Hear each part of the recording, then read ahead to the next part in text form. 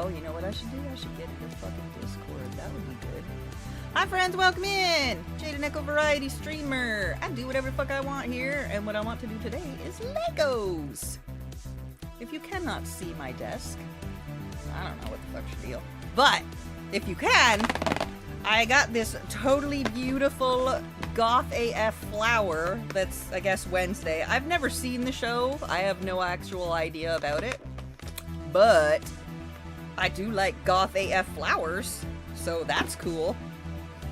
And look, it opens up into a little cute little area. And there's two dudes in it. I don't know who the dudes are, but I'm gonna build the Legos. We also have many other Legos to choose from, like this Harry Potter Gringotts one. These are really small though, like nano size. And I have really long nails, so they're kind of annoying to do. I will probably switch to games or loom at some point. Oh! Blanket number dos will be the teal color. I'm almost done the purple one, so I got that ready. There are tons of more Legos here, okay? Tons.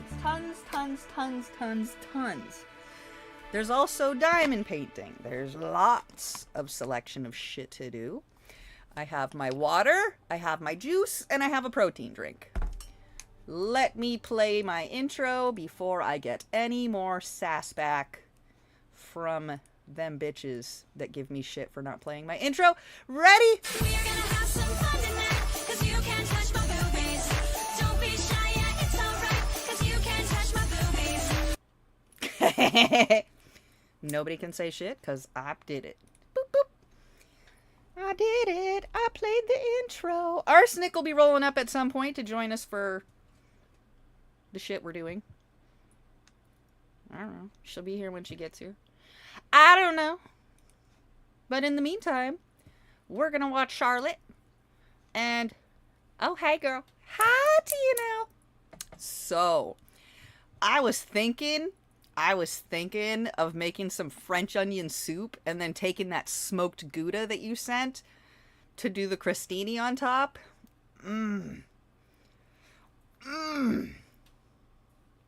Hey. Sushi and Lego. How to break up with your boyfriend in 10 seconds or less. My boyfriend is a close female friend who blatantly dislikes me. You know what? I think we've seen this and makes no secret of it. I've reached a stage where it's her or me. How can I confront my boyfriend? I don't know if I'm being wildly I also got 4 more sets from Costco so of flowers that are coming, but they did not arrive yet. You rang. You rang. I certainly did. Years, and we share an apartment. Alright, so it's only 3 Ooh, stickers! Now, 34 female. And they were friends for years before I came along. I have no issue with their closeness. I have male friends and knew I'd be a hypocrite to leap to judgments. Stop judging me. But okay, we definitely watched that one. Next! Pictures. Am I the a-hole for calling my wife stupid? Oh, we watched this one too. My neighbor kept stealing. And that one. Am I the a-hole for not going to the wedding of my father and his affair? We literally just watched these last time. For ruining my stepson's wedding. Hey everybody, welcome back. For context, I have been married to my husband for just over 20 years. We started dating. We watched this one too. Am I the a-hole for giving my fiance a fake engagement ring? Oh, I think that's the one we ended on. These best friends became enemies in 10 seconds or less. Am I the a-hole for dropping out of my best friend's bridal party after she picked my ex? That's how it went. And if Steve This is where we were. Yeah. Am I the a-hole for being upset that my wealthy boyfriend got me a cheap gift? Let's find. Am I the a-hole for wanting to uninvite my sister-in-law from my wedding? I think we were just into the hundreds. My fiance, Nate, 27 male, and I, 26 female, have been together for almost 3 years. I think this is where we're at. About 6 months ago, and shortly after, we found out I was pregnant. Preg lumps? We are planning on having our wedding in the spring of next year. Step 1. Nate has a twin sister, Make a mess. Female, who we will call Kayla. Oh, we will? Okay. Nate and I announced our engagement and my pregnancy at the same time. We made a cute little Facebook post with a couple engagement pics and an ultrasound photo that said something along the lines of, the Smiths family is going to have 2 new additions. Oh, that's cute. Oh, so cute. Kayla commented almost immediately that we will have to wait until next year to actually get married because she looks best in fall colors. Oh, who fucking cares what you look best in, skank? And as my maid of honor, she'll get a say in choosing bridesmaids' dresses. Pardon? Is that a joke? Pardon? This is a joke, right? Tell me that's a joke. Why no? Bold of you to assume It is that legit you're the maid AF, of honor apparently. and that you'll get to pick bridesmaids' dresses even if you are. I literally stared at my phone wondering if I read something wrong. I showed the comment to Nate and asked him why she thought she would be my maid of honor. He had no clue. So I texted her, and this is how that exchange went. Hey, Kayla. I see you saw our announcement on Facebook. Thank you for being ready to step up for me, but we haven't started working out our wedding logistics yet. And I haven't picked my bridesmaids, much less my maid of honor. Once we have more details of the wedding worked out, we will let you know. Well, you don't have to choose a maid of honor anymore. I'm your maid of honor. No, you're not, bitch. You're just somebody. Oh. I don't understand. I never asked you to be. You don't have to ask. That's what makes me such a good sister. I'm sorry. You're not my maid of honor. We'll see about that. You need to Safe to stay say off it the wasn't a internet. joke. Disagree Oh, I'm already so strongly. uncomfortable. You need to be on the internet more often so that you can chit chat with me. Oh gosh. I showed these messages to Nate, who said right. he would deal with it. I have no idea what the extent of their conversation was, but Kayla never brought up being my maid of honor again. She just reared her ugly attitude in different ways.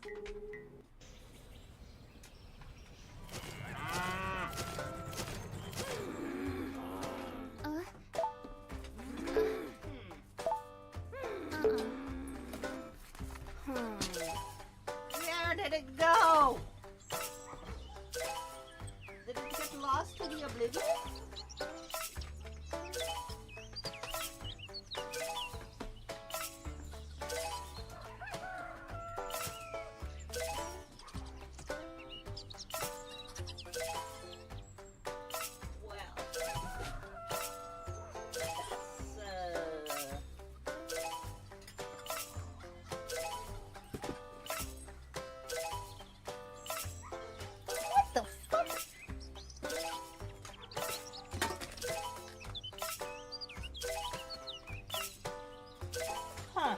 Well, she was gonna have a watering can, but now it belongs to Jesus.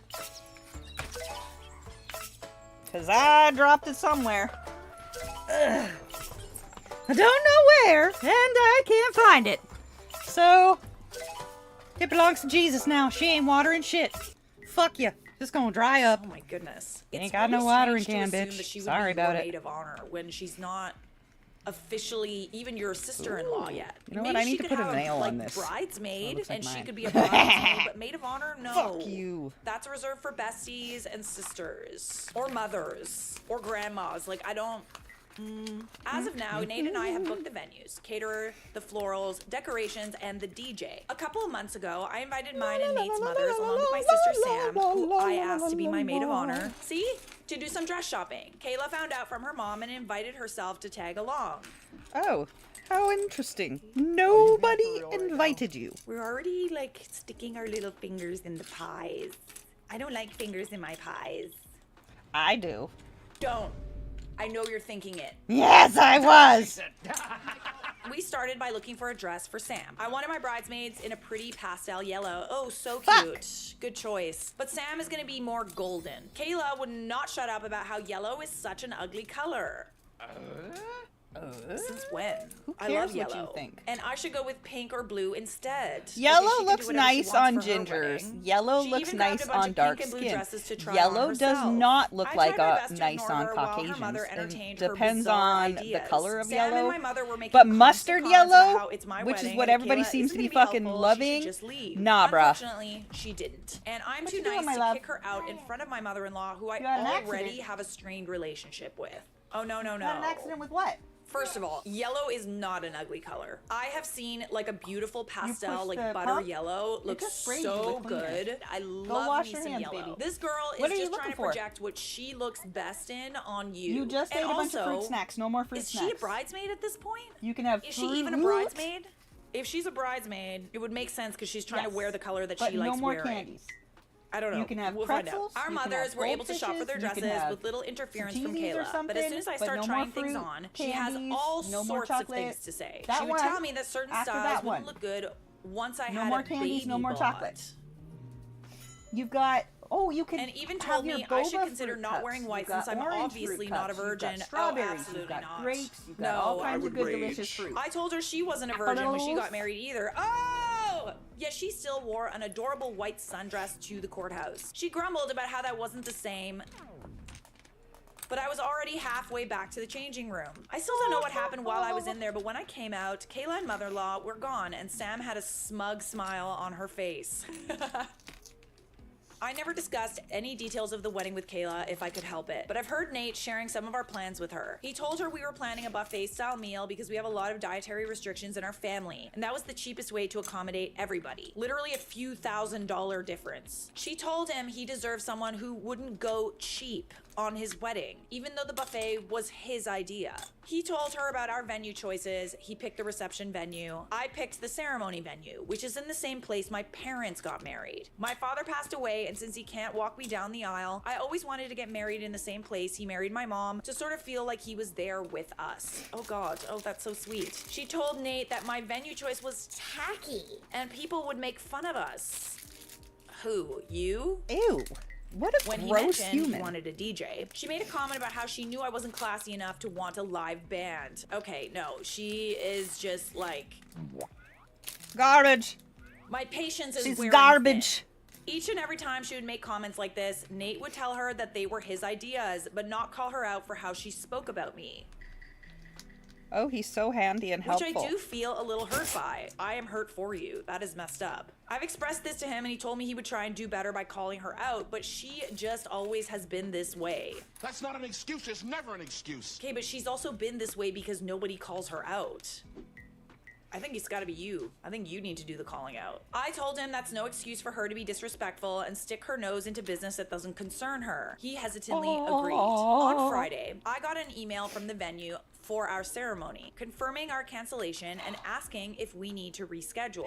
Shortly after that, I got a voicemail from our caterer explaining that my new wedding planner had just called, but the line had dropped and was wondering if I could pass along her phone number so they could finish going over changes to the menu. I immediately emailed the venue back saying that no, we are not canceling or rescheduling. Please keep our original date on the books. Ooh. Oh no, no. I called the caterer who explained that a woman had called and said she was my new wedding planner. She said that I wanted to make some changes to the contract, namely switching from a buffet style to plated meals. I told him this was not the case. I do not have a wedding planner and please do not make any changes unless contacted by me or Nate directly with the information we have on file. The caterer suggested putting a password. I was just about to say that. Like, it's so crazy that you even have to do this. He said he wouldn't make any changes unless the person requesting them knew the password. I called both venues and all of our other vendors to put in place the same types of precautions. They all gave their sympathies for me having to deal with this. Yeah, this is nuts. This is like so unnecessary. Bananas. I feel like she's done enough at this point that like, at the very least, you need to call her out. When Nate got home from work, I confronted him about it. I told him someone tried to cancel my venue and change our catering. I told him the only person it could be was Kayla. He tried to deny and said she wouldn't do it. Ha! She would never. But I reminded him of how she's undermined and insulted me during every step of this engagement. I told him I wanted her uninvited. I will not give someone who's already done so much to make this wedding stressful the opportunity to do something like show up in white. He fought me on this, but I basically told him I felt disrespected by him over how he's allowing Kayla to treat me. I feel like sometimes men do not understand the nuances and like how catty some women can be. Just because she's not that way toward you does not mean that she's not that way toward other people. And he should listen to you when you're telling him all this stuff. I feel like if you call her out, she's not gonna listen. If he calls her out, she might. I'm his partner and the mother of his child. My feelings and comfort should be more important to him than his Ooh, sister's look at this childish antics. table. Ooh. We met with her for lunch earlier today, and once we got dessert, he asked her if she was trying to make changes to our wedding plans. She said, and I quote, Well, yeah, it's the maid of honor's job to make sure the bride is making the right decisions. You keep using the word. I don't think it means what you think it means. but you're not the maid of honor. You're not the maid of honor. Before Nate could What'd you even pick? say anything, I told her she's not my maid of honor, and even if she was, that would not give her the authority to undermine our decisions and make changes to the wedding plans Try and to budget only behind eat our half of it, backs. 'cause it's a She pretty said big she bag. didn't see what the big deal was since her grandmother and had remember to offered wash us a your pretty hands and large brush your chunk of teeth when you're change done, as okay? a present to help pay for the wedding. Don't wipe your cheese fingers on my bed, Is bro. she trying to say like, Like, oh, well, you wouldn't have this wedding if it weren't for my family. like, what does that mean? I told her again the wedding budget What if is she none wants of her to? business. She tried to tell me that I cut her off. Okay, so dare what's you? happening with your like future husband at this point? Because like I'm not liking how he's again not doing anything. I told her that her behavior Does he regarding do our wedding anything? thus 'Cause it far doesn't has been sound nothing like but he does disrespectful anything. and insulting. I told her trying to cancel my venue had I don't know, crossed the 'cause I line can't and she hear was it. no longer Oh, invited shit. to the wedding. Yeah. Right. I better stream this to the Discord. Kind of important. I mean, only if you're trying to stream too, which you probably should be, because free money is nice. Yeah, I'm working on it. Woo woo woo.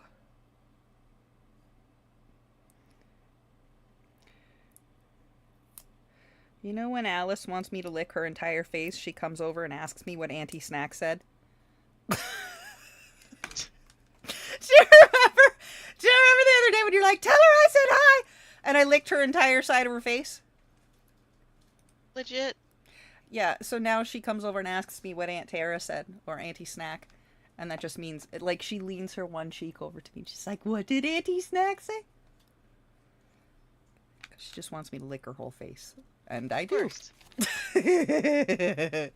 Every time. I do it the gross way, too. Because I'm As you should. an appropriate parent. And she seemed absolutely shocked by this. She looked at Nate, waiting for him to defend her, and then he did. He did not. Throw the whole man away. Goodbye, sir.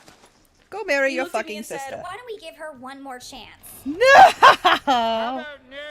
I How asked about if he was no, kidding, and he dog? said no. How many chances can you give someone? She tried to Fool fucking me fuck once, up your whole shame wedding. on you. Fool me twice. Okay, go marry your 3 fucking sister, you times. bunch of Kentucky freaks. Oh my god. Kayla was only doing what Oh she thought was my. best for us. And now that we've told her that wasn't okay, we should give her a chance to correct her behavior. I didn't even respond. I just got up and left. I went and got in my car and drove home thinking to myself if he wanted to side with his sister, then he could rely on her to get home. I ignored him trying to get a hold of me. I almost feel like she's trying to get rid of you.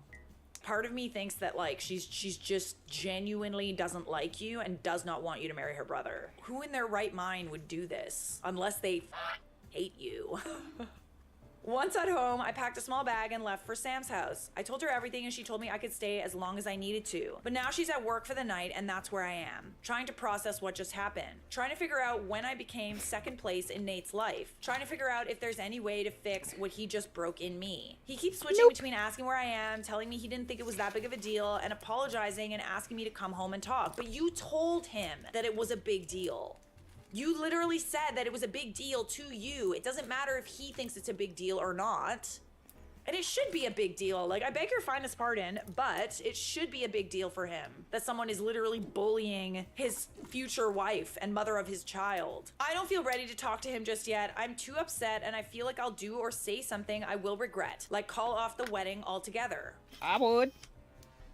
Are you gonna I just regret told it? all my It vendors sounds that like we you aren't won't. canceling the wedding. But right now, I kind of want to. I don't know if it's my hormones making me feel crazy or if I'm valid in how hurt I'm feeling. I just don't know what to do or what to think. So, am I the a-hole for not wanting to give her a second chance? Or is my fiance right that she deserves a chance to prove herself before she's uninvited from the wedding altogether? As Nope. much as I already know what's going to happen, I don't like how he seems to sort of be undermining you and like not affirming you. This is also about his support of you. You're not only giving the sister-in-law a chance, you're also giving your fiance another chance. So you could, but be warned that you might be disappointed. And Oh, when you're that definitely happens, probably you need gonna be seriously disappointed, think but about very whether sure. or not you want this person in your life. If he and ain't you defending want to you go now through with this before wedding marriage, altogether. he ain't But gonna defend let's you see what the after comments marriage. said. You are wanna in know the how I right. know? I think a wedding cancellation or at least a delay is in order. I mean, yeah, you could Mm-hmm. delay and just like stand on business and just like put your foot down. At the end of the day, marriages are a contract, right? They're an emotional contract. You kind of have to think about from a perspective of, is this a good deal that you're signing?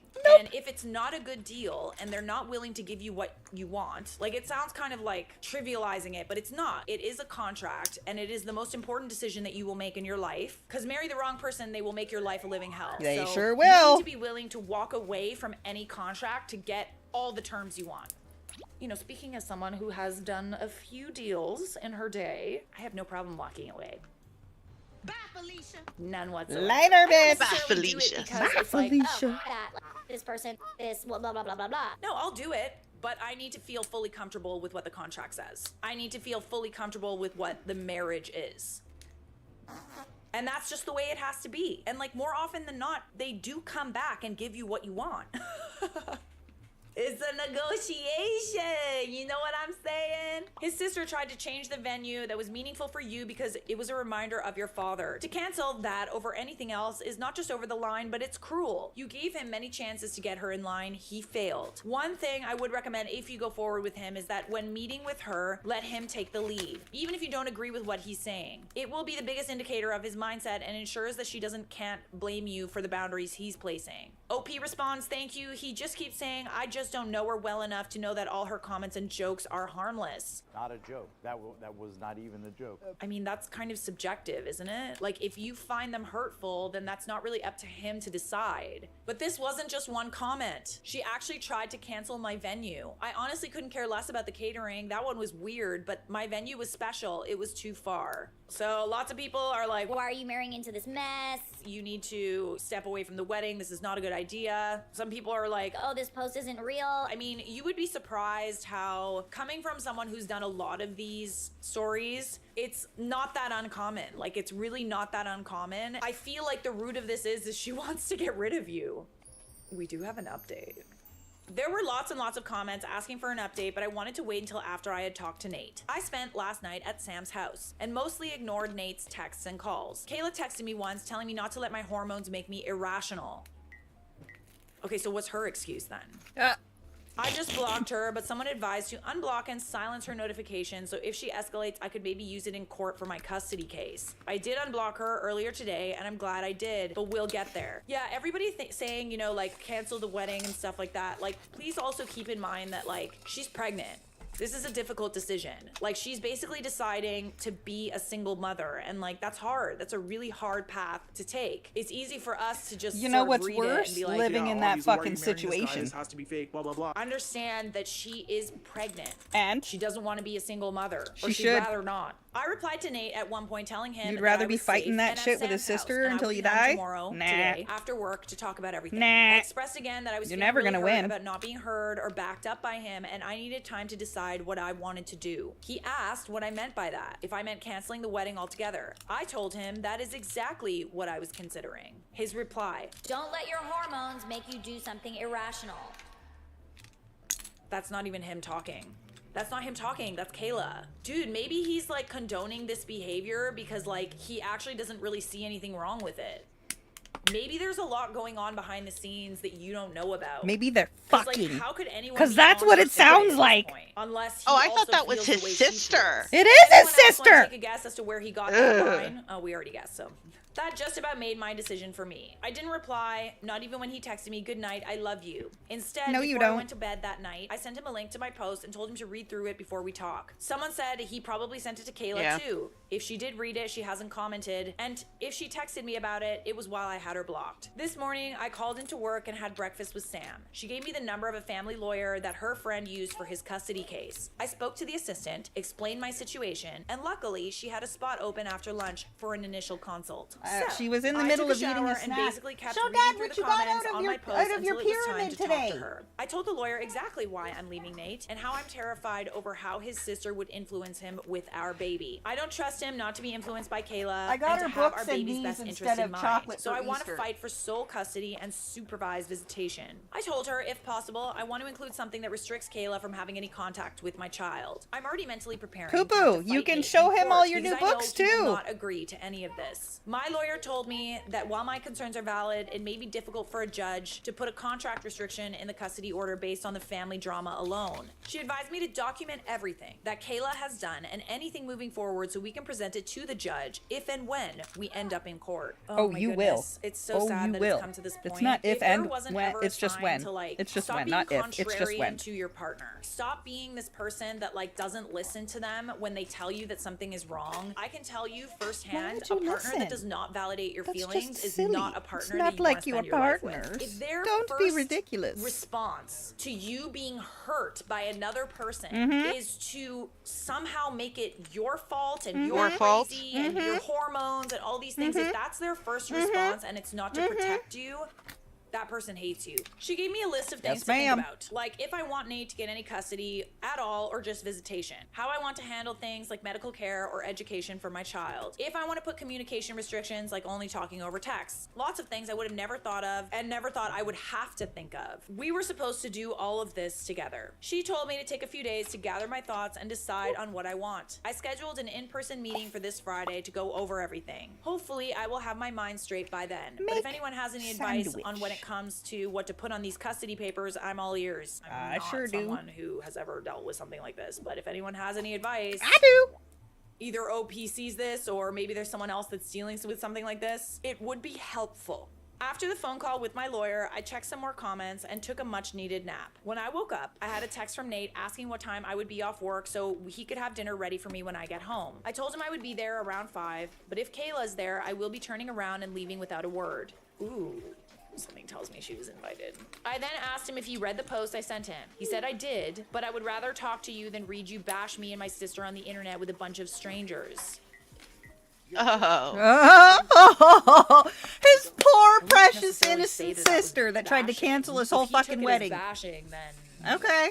don't worry, I told Okay. Kayla she's not welcome. This pissed me off beyond belief. Clearly, he either didn't read the post or still doesn't realize how truly in the wrong they are. Either way, I Holy lost ass. all motivation to try and work things out. I'm just done. Yeah. I texted him, don't worry What? about dinner. All I will be doing is gathering some more things and dropping off my lawyer's contact info. There's nothing more for us to discuss. He asked what I meant, what lawyer, and told me he's been waiting to talk about this. All I said was, fine. Sam wished me luck before I left and assured me I was welcome back once we were done talking. I told her I would absolutely be back and thanked her for everything so far. When I got home, Nate had dinner ready just like he said. I ignored him and went straight to our room to pack up some of my clothes and toiletries. He tried asking me if I really You wasn't go, going to girl. talk to him. Do it, bitch. Yeah. But I ignored him for No. the time being. Yeah, Just seeing you his face tried. made my anger flare up, and I wanted to be smart about our decision. After a while, he gave up and went to eat in the dining room. When I was finished, I went and sat with him at the table, but didn't touch any of the food. Petty, petty girl. Ooh, yeah. This is the most Be relaxing that petty game in bitch. Be that bitchy. Be it. Fuck you, game. I started a voice memo on my phone before I said, go ahead. Oh, goody, yes, good. Ooh. He looked at me all confused, and I told him he's the one that wanted to talk and must have a lot to say, so go ahead. And I'm also recording you, by the way, so I can listen to your gaslighting later on. And also show it to the lawyer, the judge. He stumbled over his words for a while, but ultimately started off with an apology, trying to tell me he didn't realize I was so upset with Kayla's behavior. Well, I told you 100 Bullshit. times. I asked him if he remembered Baloney. how I cried after I got home from dress shopping because of her comments about my choices and my body. If he remembered having to talk to her about not being my maid of honor. If he remembered how our conversation just a few days ago, when I told him canceling my venue held so much sentiment to me, was way too far over the line. He said he did each time and tried to add a but to argue. No buts. No buts.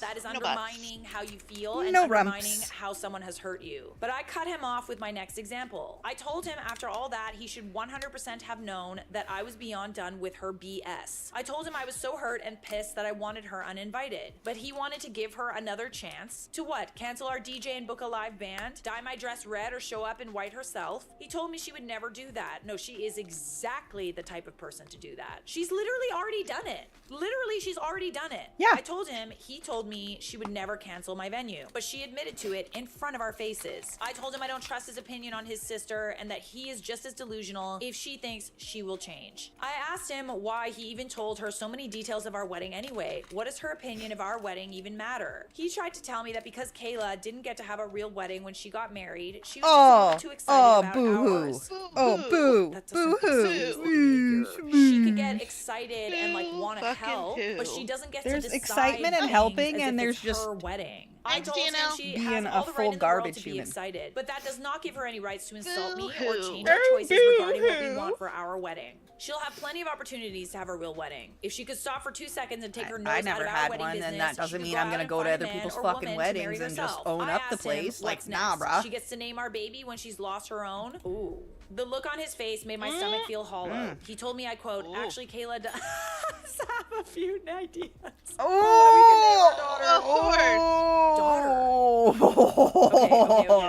Side note, I'd mentioned in a comment previously that we were really surprised about the gender of our baby. No. So he knew and he literally just told you in this conversation? No. We were discussing baby names and had settled on the top 3 for each gender. We agreed to keep them to ourselves until the baby was born. I asked if he said daughter, and he looked like a deer caught in my headlights. He backtracked, but I pressed the issue. I asked him flat out if he knows the gender of our baby. He hesitated, but ultimately he confessed to remembering that I had filled out an information release at my first OB visit. So he called the office and asked them for the results of our gender scan, claiming we changed our minds, and he was going to do a reveal for me. Oh, no. He literally does not care about your boundaries, dude. Like, he does not care. I feel absolutely sick and violated. I asked him what the he was thinking. He said Kayla was feeling left out since Sam was planning my baby shower and not including her, and she couldn't wait to find out. No. Absolutely not. No. I That's demanded not he her tell me baby everything. to find What out. else has he hell done and done no. behind my back? Did he Fuck give her the no. idea to pretend to be our wedding planner?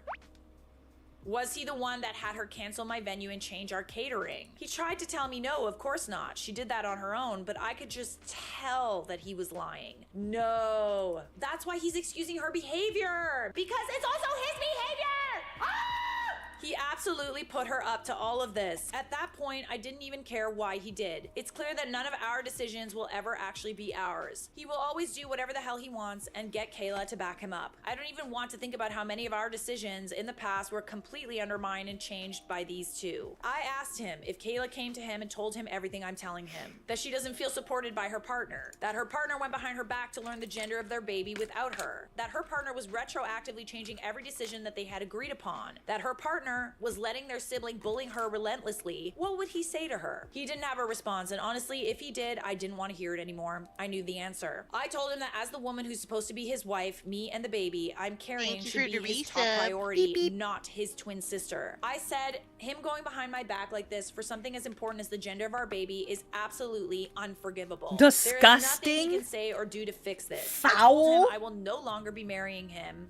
Oh, thank God. But it's up to him if he wants to cancel all the vendors. I said, you're more than welcome to use it all to marry Kayla. Oh my goodness. Seeing as she's the one you obviously care the most about. Ooh. What I said. Go marry your He fucking tried to sister, backtrack bro. and apologize and explain, but every time I cut him off and told him I had heard enough and my mind was made up. There is no going back now. If he wants to have the slimmest chance to get me back and have a real relationship with our baby, he will need to attend some serious therapy and do work on himself and his relationship with Kayla. I told him no woman in her right mind would ever marry him while he was this enmeshed with her. I told him that any contact we have moving forward will be through my lawyer. I want nothing to do with his family. And if I get what I want, they will have nothing to do with my daughter. I can't believe that's how you found out, dude. Oh my God. Because I'll be damned if I let him subject her to this treatment. I put my lawyer's name and phone number on the table and walked out. He didn't try to follow me. So now, on top of dealing with my lawyer for the custody case, do I have to file a complaint with my OB office? Are they allowed to just give this information without my express consent? Or did me stupidly putting him on the information release form I signed give them the blanket consent to share any and all information with him? I don't know if you can do anything there, honestly. God, I didn't think that this could get any worse, but I guess that's on me for being naive. You're not naive, dude. This is a very messy situation, and it's not normal. I'm glad I recorded the conversation and got him to admit to doing all of this. Oh my God, I forgot you were recording that whole time. Ooh. I don't know if or how it will help my custody case, but I sent it to my lawyer with a note Was that we I can supposed discuss to more put on those on Friday. her feet? Even if it 'Cause doesn't I help with your did! custody case, if you ever Oh, I was. feel like you're weird Smart. about the conversation and just So, like, once Well, again, could, Are you smart? forgive him and we stuff like lost the that. watering Listen to it. can to Jesus. I'm back at Sam's Somewhere. place. She was already at work when I got back, but I texted her to wake me up when she gets home. I need my sister. I called my Okay. mom and told her everything that's happened. She cried for me for a while and asked me if I needed her to do anything. I asked her if she'd be willing to go to the house with Sam and get the rest of my stuff because I don't want to see Nate right now. Just picturing his face is making me feel sick. She said she's more than willing. Kayla did text me again. I'm assuming Nate talked to her after I left. Okay, so she's involved yet again. Oh, surprise, surprise! It was a very long and cruel message that I don't want to repeat. Good, she can marry her own brother. That's what she wants, isn't it? But to summarize, she called me delusional and a control freak who can't let Nate make any decisions for himself and insulted my venue choice once again. And then says she hopes my baby is stillborn because I don't deserve to be a mother. So much for second chances. Oh, Honestly, after reading it, my. I thought the message would hurt, but it just gave me a really good laugh. It honestly should, because that is just like pathetic. You're trying to say something to hurt me, but all it really does is make you look like a horrible person. I took a screenshot and sent it to my lawyer. And that's where we're at. The wedding is off. Yay! Ew. I will call all the vendors tomorrow and see if we can get any deposits back. If not, I'll let them know how to contact Nate and Kayla to see if they would like to keep things as planned. Let them throw a party for all I care. But I will be canceling my venue regardless of my refund. Neither of them are going to step foot in that sacred place if I can help it. I didn't realize how much I was letting this weigh on me until now. I feel like a huge weight has been lifted off my shoulders, even though a new one is settling very quickly. Writing everything out like this is truly freaking helpful for me to process how I'm feeling, what I need to do. Thank you again for everyone and for all your advice and for showing me I'm not crazy. You're not, baby girl. Your feelings are valid. So are you the a-hole for wanting to uninvite Man, your what's it sister-in-law like from to your have your wedding? feelings validated? Fuck no. Fuck. No. Subscribe! Am I the a-hole for trying to get a coworker fired for having a service dog? Yeah. Yeah, you are. Thank you for Coming in asking. Last summer, You are my by employer a hired giant someone sack new. of On her ass. second day here, she shows up with a dog, telling everyone on our shift that it's her service dog. I feel like personally this don't isn't like actually dogs a at all. service dog. Oh, shit. And honestly, this girl doesn't even look like she's sick or disabled. Our manager told us he told her she could bring it in, but he didn't bother asking our shift for approval about it, so we all feel blindsided. Blindsided. Someone having a service dog is not a personal offense to you. And I told him none of us are going to work with her or train her, and there will be problems if he lets her keep bringing the dog. I mean, they don't really need your approval. Like, do you have allergies or do you just like not like dogs? The dog was huge and looked like a police dog. Not even the right breed for a service dog. And it mostly just laid under her desk the whole time. There's plenty of different breeds for like service dogs. And I would actually argue that the police dog breeds are more likely to be service dogs. She told another employee that she has him for PTSD and she has heart problems. She looks like she's only maybe 25 or so and doesn't look like she did any military service. And I personally think she's lying about everything and is just not all there in the head. Working with someone like that worries us. Most of our shift and night shift wrote emails to our manager saying we didn't want the dog here and had concerns working with someone like her. But he wouldn't listen to us and said the dog has a right to be here. Yeah, like legally, yeah. They can't not hire someone because of a disability. And what you're talking about right here also sounds like a lawsuit waiting to happen. He likes dogs, so of course he doesn't care. Most people are okay with them, especially if they're really well behaved. None of us on that shift want to be around a nasty dog all day. So we made several complaints to his boss and to HR, and she went on leave for a good month before coming back without the dog. What is wrong with you guys? Like, what? Manager moved her to another shift, and I'm skeptical if it even was a real service dog, if she came back without it. Plus, she didn't even have it on the first day she worked with us. However, just a few days ago, she showed up with it again. The other shift doesn't seem to care, but sometimes there's overlap once or twice a month where she could be on our shift, and I do not want to work with a dog or a brain-damaged girl. What? Are you okay? Wow. Welcome to the Wanderer's Outpost. What where there the are many holy wanderers from different fuck planets, did you just each with say, their own buddy? culture. As a recruiter visiting Whoa. this Yeah, We you immediately heard that complained right. again about it being there, and she said that her accommodation to have dogs was approved by HR, and she wouldn't need it with her all the time, but just on some days where she was in bad shape. Whatever that means. Why are you being so weird? Also, it's not her obligation to tell you what her medical history is. Like, I highly doubt, you know, a random emotional support animal or something that she doesn't actually need if she didn't need to bring it to work with her. I think she's faking. She does not look sick at all. I mean, you sound sick in the head. That's for sure. No matter what we do, management isn't on our side. Even though our manager's boss agrees with us, HR doesn't and seems to be on her side, which is really infuriating. Right, because they probably know her medical history and why she needs the dog. Our shift threatened that we'd have to quit if she was allowed to keep the dog with her at work, and we've expressed we refuse to work with her because of it. We told HR that we have people in here with dog phobia or allergies and basically anything we could come up with to get rid of her, but they don't care. Okay, so you're lying about having a phobia of dogs. We could come up with. Be freaking for real, dude. Am I the a-hole for wanting her removed? Yes. Hi, baby. Nobody except a couple people on her new shift even like her, and we don't want to have her work in the same place as a dog. Then leave. Like, you have no good reason except you don't like dogs. And I hate to break it to you, but some people actually need them. And also, you're like not being very respectful of this person. I feel like she's alluding to the fact that she was in the military and she has PTSD from that and she has heart problems. Like, you're weird, dude. You're the a-hole. This girl doesn't even look like she's sick or disabled. Not every disability is visually obvious. He didn't bother asking our shift for approval about it, probably because it's none of your business. I told him none of us are going to work with her or train her. If it's within your job description to do so, then that's a great way to get yourself fired. It mostly just laid under the desk the whole time. Okay, so the issue Night, is TNL. it doesn't look like she did any military service. PTSD isn't military exclusive. There are many invisible illnesses that require a service dog, PTSD, epilepsy, etc. The really cool thing is dogs can actually be trained to recognize when someone is about to have, for example, an epileptic attack, like a seizure. They can smell that and respond accordingly. They really are amazing. We literally do not deserve dogs. They are incredible. Even your dog agrees. Yes, you're the a-hole. You said the dog was just lying under her desk the whole time. Why do you even care? I also hate dogs, but if it's a service dog, they legally must allow it. You're literally trying to force your workplace into like a lawsuit situation. In addition, brain damaged girl, what the hell is wrong with you? Just the way you phrased this whole thing. Even if you aren't trolling and this isn't rage bait, I have a feeling that there's lots of people who do feel the same way that you do. And unfortunately, it's too bad. You're the a-hole. Am I the a-hole for checking if a girl really spoke languages she claimed she did and calling her out?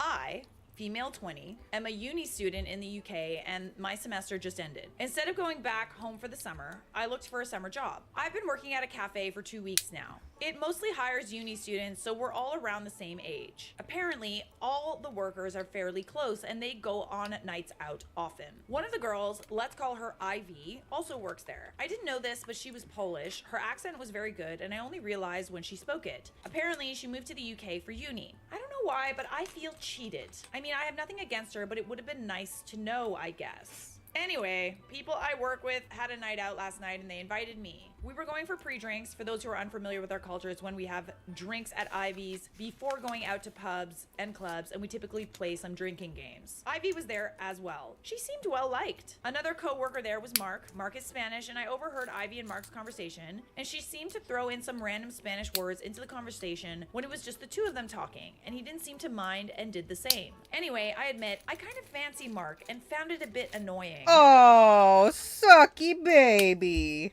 This is so funny. I'm sorry. This is the problem. She talked to a boy you liked and you have a problem with it. I took Spanish in school, but I'm not fluent and I wouldn't just throw in random words into conversation with him.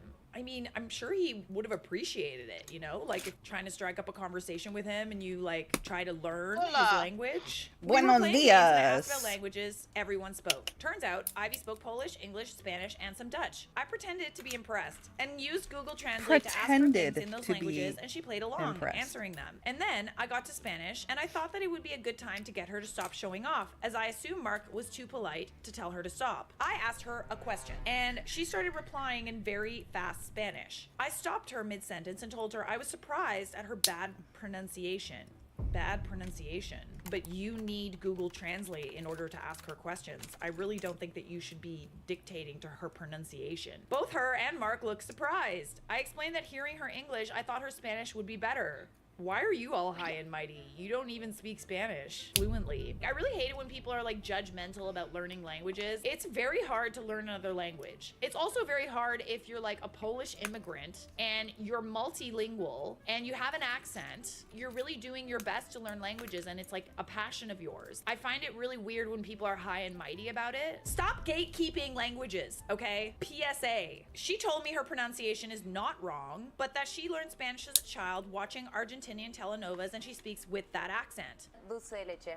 I told her to stop lying and just admit that it wasn't good. But Mark chimed in and told me Ivy did in fact speak with said accent and it's not wrong and her Spanish was excellent. Ooh. That's embarrassing for you. Ooh, Let's be honest. ouch. You ain't getting that dick she's now. talking to a guy you like. And he probably likes her more, not only because she's making an effort to talk to him in his language, But because you're a garbage also because person. you're weird. You're a I told him weird that garbage he didn't person. have to pretend to not hurt her feelings, that she has to accept that she's not good at everything. Okay, yeah, if he didn't like you before, he for sure doesn't like you now. Oh yeah, definitely. Ivy had the audacity to laugh in my face and told me to stop talking about things I know nothing about. I said that it's true and she should just accept it. She called me an a-hole and told me that this conversation was over. Everyone was very weird after that. This morning, Oh, yeah, I tried to everybody else explain is the myself in our problem. group combo, but found myself blocked from everything. You're being very strange and you're kind of bullying her, quite frankly. And I'm glad that like no one is on your side. Jealousy is a very, very ugly color. My sister told me Ivy was right and that I was the a-hole, but I don't know. I think I was in the right. So No, you I'm asking weren't! here, was I the a-hole? Yes. Yes. Relevant fact check. Poland is consistently ranked as top 10 country for quality of public education by the OECD, and Polish students typically learn at least 2 foreign languages, with English, German, French, and Spanish being the most common. Yeah, you're not only jealous of her because she's talking to a guy you like, but you're jealous of her because she is smart and she bothers to try and learn other languages. There is an update. Whoop. Am I the a-hole for apologizing and asking my coworkers to talk to others so they could stop excluding me? I posted today about questioning a girl's language skills and got my butt handed to me, and it made me rethink a few things. Because of that, I need to ask for judgment again because it was helpful the first time. I went to Ivy's house and managed to speak with her. I apologized for my behavior and said I shouldn't have tested her, but it's not my fault she spoke so fast and with such unusual pronunciation.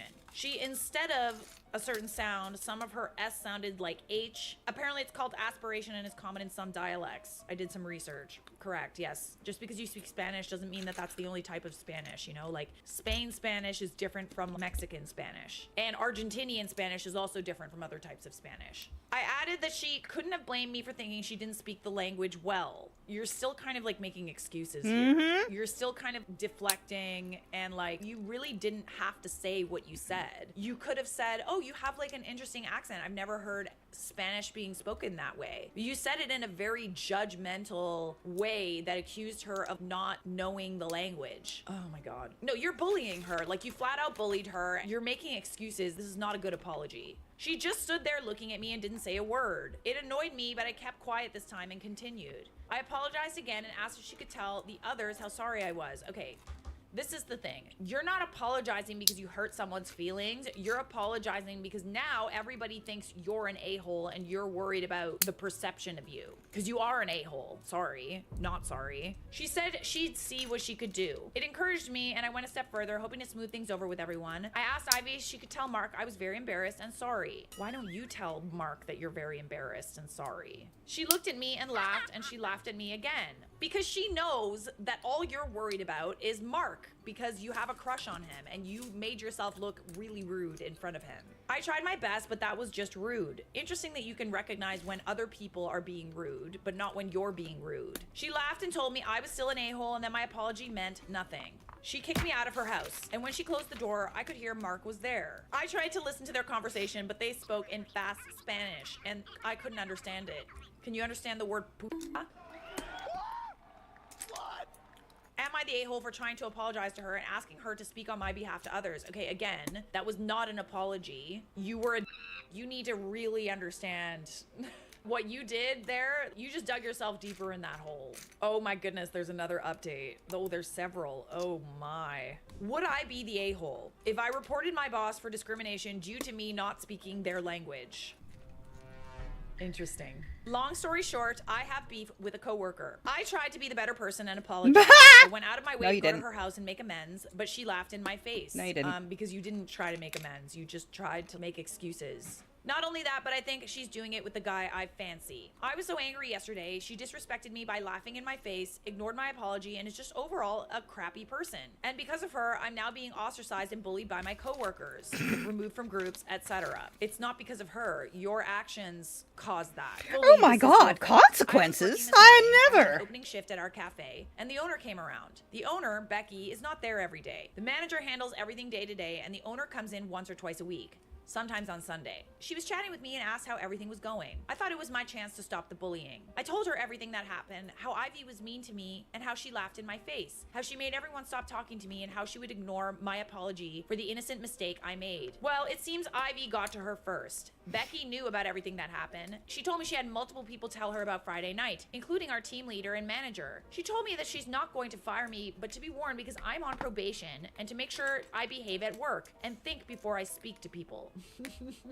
She went on and on with her tirade, basically accusing me of starting issues with Ivy and me being mean to me when it's others who are excluding me. They're excluding you because you were a jerk and you don't really seem to understand that what you did was really rude and jealousy fueled, quite frankly. I am like dead serious when I say that jealousy makes people so ugly. I can tell that you're jealous and that you acted from a place that is you're upset because the guy you like doesn't like you back. You're upset that this girl is speaking other languages than you, and you're not hiding it well. I tried to defend myself, but she was having none of it. She was cut short by a phone call, and she excused herself to answer it, so I could hear her speak in Spanish. Everything clicked. I remembered her saying she's originally from one of the South American countries. I think that I'm being discriminated against. Interesting, because I also think that there are some undertones of discrimination here on your behalf. You are discriminating against other people. They're ganging up on me because I don't speak the language, and they're bullying me for that. I think I may take it up further and report the owner for discrimination. Would I be the a-hole if I did that? You're just oh my really God, trying to please, die on please this report hill, them. dude. Please report them and I lose your can't job. believe there's another update. Let me guess.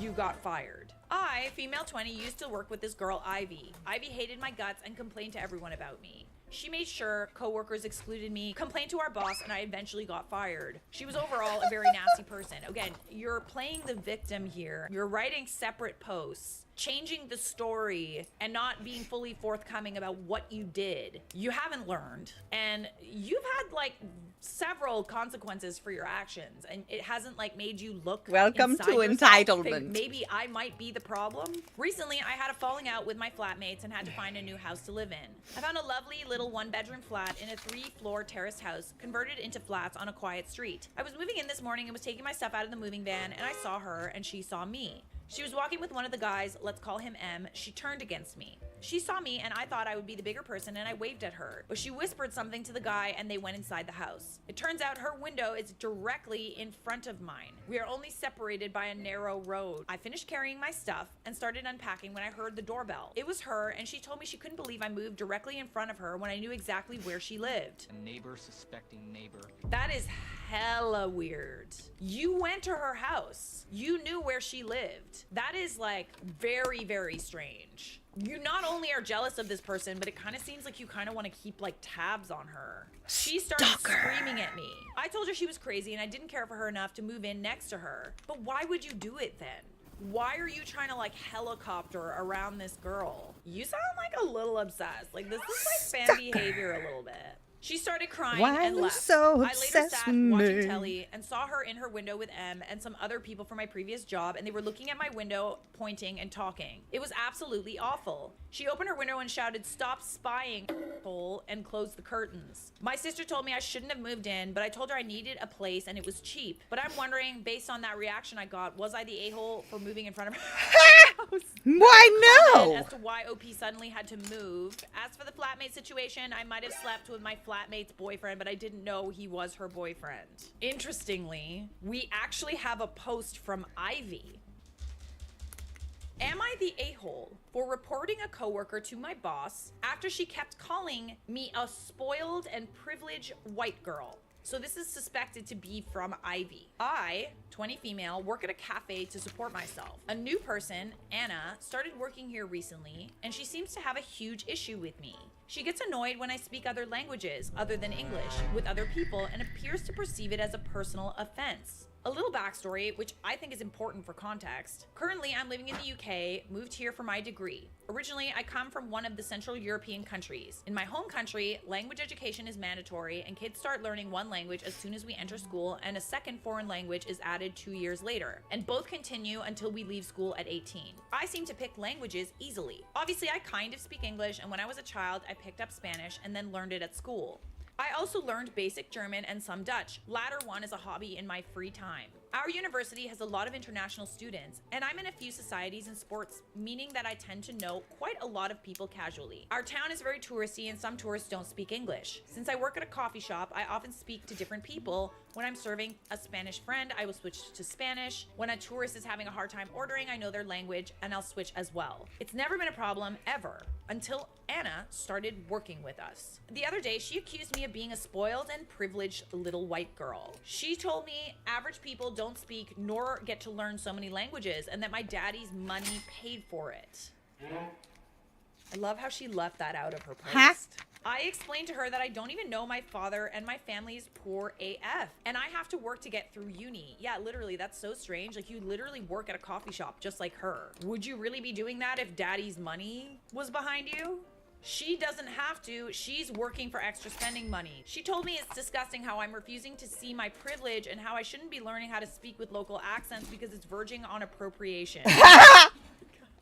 I'm sorry. Oh my God, yes. Learning another language is now Yes. cultural appropriation. Appropriate me. Make it make sense. Do it. Really, like, the math is not mathing. At that point, I've had enough. She's been weird with me since the day she started. There's more to that, but word limit. I tried to change the topic, but she kept going. It was after closing and we were tidying up. She wouldn't shut up and kept accusing me of more and more ridiculous things simply because I had access to education that everyone in my home country has regardless of their income. She ignored everything I said and showed me a TikTok she made where she explained how it's borderline racist to learn languages with native accent.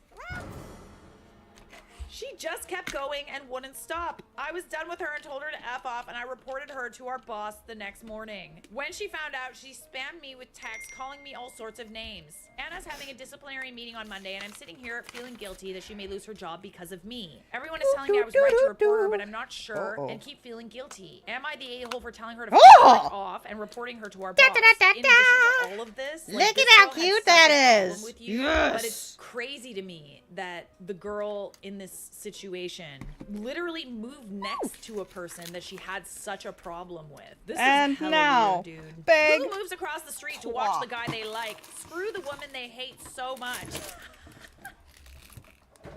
It's so weird. Dude, she obsessed. Even if she gets him when they break up, it will just be because he can't have Ivy anymore. She will always be second choice and yet did this. She ruined all chances of ever having a thing with the guy. I had a hard time getting past I felt cheated because she was Polish.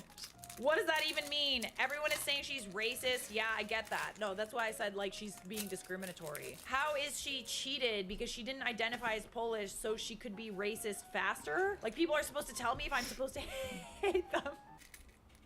If you can't tell someone is in a certain category and you think they're okay, how does it not click for you that they're just people too and it's stupid to hate someone for where they are born? Very interesting to hear from both sides in this story. In case you were wondering, OOP, you are the a-hole, like, through and through. Am I the a-hole for not telling my friend she was getting fired and that I saved her job, which led to her getting super fired? I work with my best friend's girlfriend. Her and I are friendly, but not really friends. If it weren't for her relationship with Jeremy, I would not be friends with her. I told her about the job in question and even put in a good word for her. She wasn't working out. She tried her best, but she had a personality clash with her supervisor. She was still in the 90-day probationary period, so she was going to be terminated with no notice. That's life, really. We regularly hire a bunch of people and keep the good ones and dismiss the ones that can't cut it or aren't a good fit. We actually were getting rid of over a dozen people that day. I know that her and Jeremy aren't doing well financially, so I stepped in and volunteered to take her on my team. It was a lateral move for her. I didn't really need her, but my boss gave me a lot of freedom in my department. I didn't want to freak her out, so I never told her she was not working out well on her team. To say the least, I can understand why she didn't work out. She's great at her job and a hard worker, but God almighty, she has a terrible job site personality. She rubs everyone the wrong way, including my supervisor. He actually questioned my decision to transfer her to my team. I couldn't protect her from herself. Originally, she was just being terminated and that was it. She would have been free to reapply to the company. Now, she's on the NERF list. Not eligible for rehire. She really thought the reason I got her on my team was because we needed her help. She alienated everyone. Again, she's good at the job and incredibly dedicated. She's just Shisa-y person to work with, and she brings down morale. I told Jeremy what happened and he said he understood. But she is pissed. She said that if I told her she was on the chopping block, she would have behaved differently. She said it's kind of my fault for not warning her. I don't know, I feel badly, but she kind of dug her own grave. I feel like you actually gave her a leg up. Yeah, like didn't you save her job? Like they wanted to get rid of you and then you offered to take her on and now she's mad at you? Because you didn't tell her that being an a-hole gets people fired. So there are actually comments that are kind of critical of OP.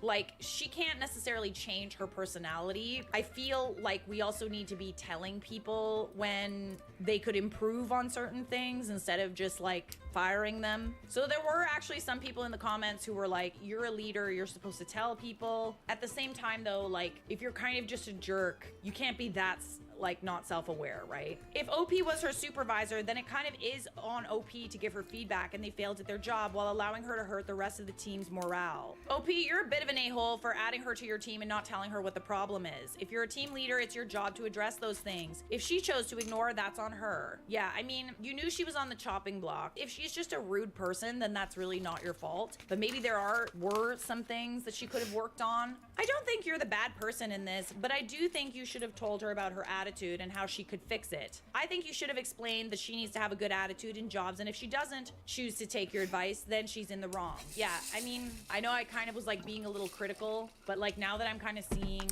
people are changing my opinions, and listen, I'm allowed to change my opinion. I feel like this is an everyone sucks, honestly. OOP kind of maybe knew that it was probably gonna happen anyway, and maybe it was why try? I think that maybe some feedback could have been given, and then if she chose not to take that feedback and change her behavior, then you would have been not the a-hole for sure. Info, did anyone tell her that her behavior was unacceptable and give her a chance to fix it? If not, everyone sucks here. How can she know there's a problem if no one tells her? It could be just an attitude problem, but you could have said something. You could have. So this might be an everyone sucks. Siscat! I have a fiance, but I'm falling in love with a married man. All right, so the original post was actually deleted. And I think it's actually kind of interesting to read the original title. My 28 female fiance, 28 male, has some huge request in order for him to regain his trust. Is his request too far? Posted back in June of 2023. We've been together for 6 years now, and during the 3rd year of our relationship, I cheated on him with a close family friend. Okay. I had started taking him for granted, and it became easy to cheat because I didn't value the relationship. He broke up with me and we were split for months, and the times I was single, I realized he is a great boyfriend. We don't like you. I begged for him back and he took me back, but I had to promise to never speak to the guy again. Duh. Is that the request? I feel like that's literally the bare minimum. Wait. I'm happy to say I never cheated since then, and I haven't been tempted at all. I understand how great of a partner I have. You sure about that? That being said, the guy I cheated with was a close family friend, and recently I rekindled our friendship behind his back.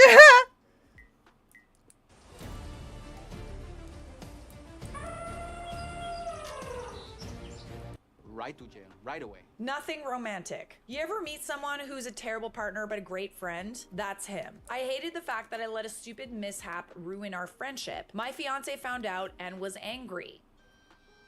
Duh. Yeah, I would be too. I apologized and we talked and he needed space. He sent me a text of his demands to continue the relationship and I copied and pasted it. After doing some thinking, I can't trust you, whether it was platonic or not. This is the second time that I know of where you have violated my trust. The hardest part isn't this, but now I have to wonder how many times you violated my trust or done something behind my back that I just don't know about. You claim this is it, but how can I believe you? I love you and want to work on this relationship, but it's going to require a lot from you. I mean, the fact that he's even willing to forgive you at this point is kind of cray-cray. We're postponing our wedding indefinitely. When we first got back together, it took 10 months before I felt secure in the relationship again. I have no idea how long it will take to feel secure again. Eli, I changed the name, will be blocked on everything and you are never allowed to speak to him again. This now includes family events. If you know he will be there, do not attend. If you didn't know and he attends, you are to ignore him. I have unrestricted access to phones, social media, emails, etc. Every password I want to know for any device you have. No hanging out with male friends alone. You are to be home by 1 if you do go out with your homegirls. There will be more, but these are my demands and they aren't up for discussion. If you aren't willing to do it, then the relationship is over. Take your time to think about it. Okay, I feel like you're not really in the position to make demands. I personally think this relationship is doomed. You should always be able to trust your partner, which is why it's literally so hard to go back after someone violates trust like this. The fact that he's willing to take you back and these are the parameters, I'm sorry, but like, if you want the relationship to work, you're gonna have to do it. You've proved not once, but twice that you can't be trusted. You can either deal with it or start fresh with somebody new and learn from this. I called him, but he said he's not arguing with me about it and don't call him back until I decide what I want to do. I feel that's extremely harsh considering the fact that I didn't cheat this time. It doesn't matter, you still violated the trust. He had literally one ask of you, okay? You made it worse for yourself. Ever since we got back together, I've never cheated on him. Once a cheater, always a cheater. But you did violate his trust. Like, let's not sugarcoat Always this. a cheater. Okay, again, the original post was deleted. So this is from Best of Redditor updates. So these are the comments that OP posted. I think I was wrong, but I feel that the punishment doesn't fit the crime. I made a horrible mistake years ago. Being friends with someone doesn't equal cheating, even though I was wrong for going behind his back. Okay, yeah, you didn't cheat, but again, you knew that this was the one thing that you were supposed to do, and you didn't do it. It doesn't really sound like you respect the relationship at all. And I understand that you have to see this person, but like, your relationship should be more important than hanging out with like a family friend. OOP then is convinced to follow her boyfriend's rules. Okay, I'll do it. I just needed to make sure he wasn't going too far, but if this is what it takes to rebuild his trust. Commenters then said that OOP is likely to cheat on her boyfriend again. Once a cheater, always a cheater. Yeah, see, this is why it's like, why do you even have a problem with this if you're not planning on doing something else? Like, what about this family friend relationship is so important to you? OOP responded to those claims and said, "You don't think I'll follow the rules? Because you haven't so far. Good thing I don't let people tell me what I can't do. I'm going to be laughing when we work through this, get married, and have kids." Okay, so we do have a little baby update. We had a really great conversation and he was vulnerable and said it made him feel like I didn't value him. I see that. He was crying and it really hurt me to see the pain I caused him. He told me that please let's not go forward with this unless I can promise I won't go behind his back again because he can't go through this pain again. Ugh. And then I bet you she texted the dude. I promise I will never hurt him again and will always be honest and upfront with him now. We talked about the rules and he said they will be temporary and will be adjusted when we go to couples therapy. Now it's time to put in the work to repair the relationship. I know it will be a lot of extra work, but I'm prepared. So there is another update 10 months later. This is also deleted. We'll find out why. So I'll be married this fall. I've been with an amazing guy and we worked through a lot of issues together. I thought I loved him and I think I still do, but I'm not in love with him. About 3 months ago at my job, we got a new coworker who is very handsome and extremely attractive. What's that? I mean, we I've never been told so you. physically attracted to someone in my life. We started to deepen our friendship. Watch him be gay. Came. I repressed mine, but to my surprise, he confessed his feelings to me as Damn well. I told him we got to think about our spouses. Oh, okay, so he's married too, or like in a relationship too. I'm side-eyeing you so hard right now. But our feelings continued to grow. He told me he stopped being affectionate with his wife because he feels like he's cheating on me when he does that. He only wants to be affectionate with me. I've started doing the same thing and I haven't been intimate with my partner. The thing is, a lot of people will be hurt when this comes out. He can't divorce his wife right away because of finances, but he will as soon as possible. Yeah, sure. That one before. I have to call off the wedding, but I don't want to hurt my current fiance. I mean, too late for that. A lot of detective tests determined that was a lie. The way that people justify cheating is just cray-cray to me. I don't know if I would entirely believe him about divorcing his wife. This is a lot of eggs to put in one basket when the guy isn't even available. And trust me when I say that divorce is a very, very, very messy thing, especially when there's been infidelity. It's gonna be messy. And like, he might decide that it's not worth it in the end. When asked about her previous infidelity, OOP said, I have cheated before and I'm starting to realize this because I didn't understand being in love. With the guy I'm seeing, we both aren't romantic with our current partners. I don't want to be with anyone but him. I mean, right now you don't. Well, that was lust, not love. Also, he's going to divorce his wife. We have a plan for when his finances get straight. Okay. That's not never been straight So a day how in my is life. OOP justifying this affair? This is completely different. Corporate needs you to find the differences between this picture and this picture. They're the same picture. The first time I cheated was because I was selfish. This time it was because I fell in love with someone else. I didn't choose this. No one picks who they love. This whole experience has taught me how complex love is, and I've never been in love before. I mean, how do you know that this is love, though? You seem to like not really be entirely sure about what love really is, and like how can you really be sure that you love someone when you're literally not even together yet? Thank Okay, you so much so for the OOP raid. says, Hey, pause this shit. she's fighting for her life in the comments. Yes, mother. So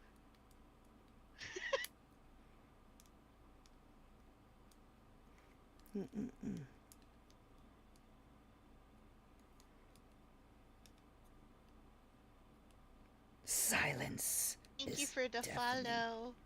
Thank Thank you so much for the follow. So I am Arsenic Gummy Bear. For those who don't know who I am, you can call me Arsenic, you can call me Gummy. I'm a variety crafter. Currently, I'm crafting with my friend Jaded. Jaded, look up at your camera. Hey, girl, hey. So they can see your pretty face. Hi, baby.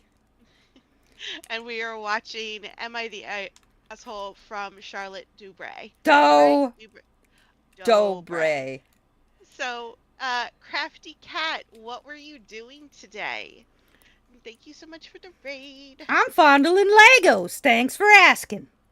Yeah, she's playing with Legos. But if you don't know Jaded, this is amazing. Please go give her a follow. She's just saying that because she likes my boobs. I do like her boobs. Me too. I like boobs. I'm gonna stick. Oh, I can't. Fuck. Oh, wait, maybe I can. I'm gonna stick it in. Oh, I can! You were crocheting for a bit, then worked on your cross stitch. What are you cross stitching? I am currently working on a. Oh, what is this called? Internet. Oh, fudge. Fuck monkeys. Cross stitch. Cross stitch. Yes, it is a cross stitch, but.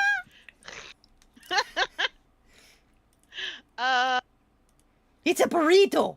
It's some skulls. Some skulls, but it's a cross stitch along. I'm not doing it. You were cross stitching a silly goose driving a cozy coupe. Well, okay then. I love crafting bananas things. We should be besties. Meow, meow, meow. Oh, I gotta do 8 of these? Alright then. Why isn't there more stickers? Oh, this is a cross stitch along from Heaven and Earth Designs. So you stitch it across the whole thing. Actually, I think I have a command for this. Don't ask me. I don't know how that shit works. I know you don't know anything. I have mods for that, because no habla S-band computer. You mean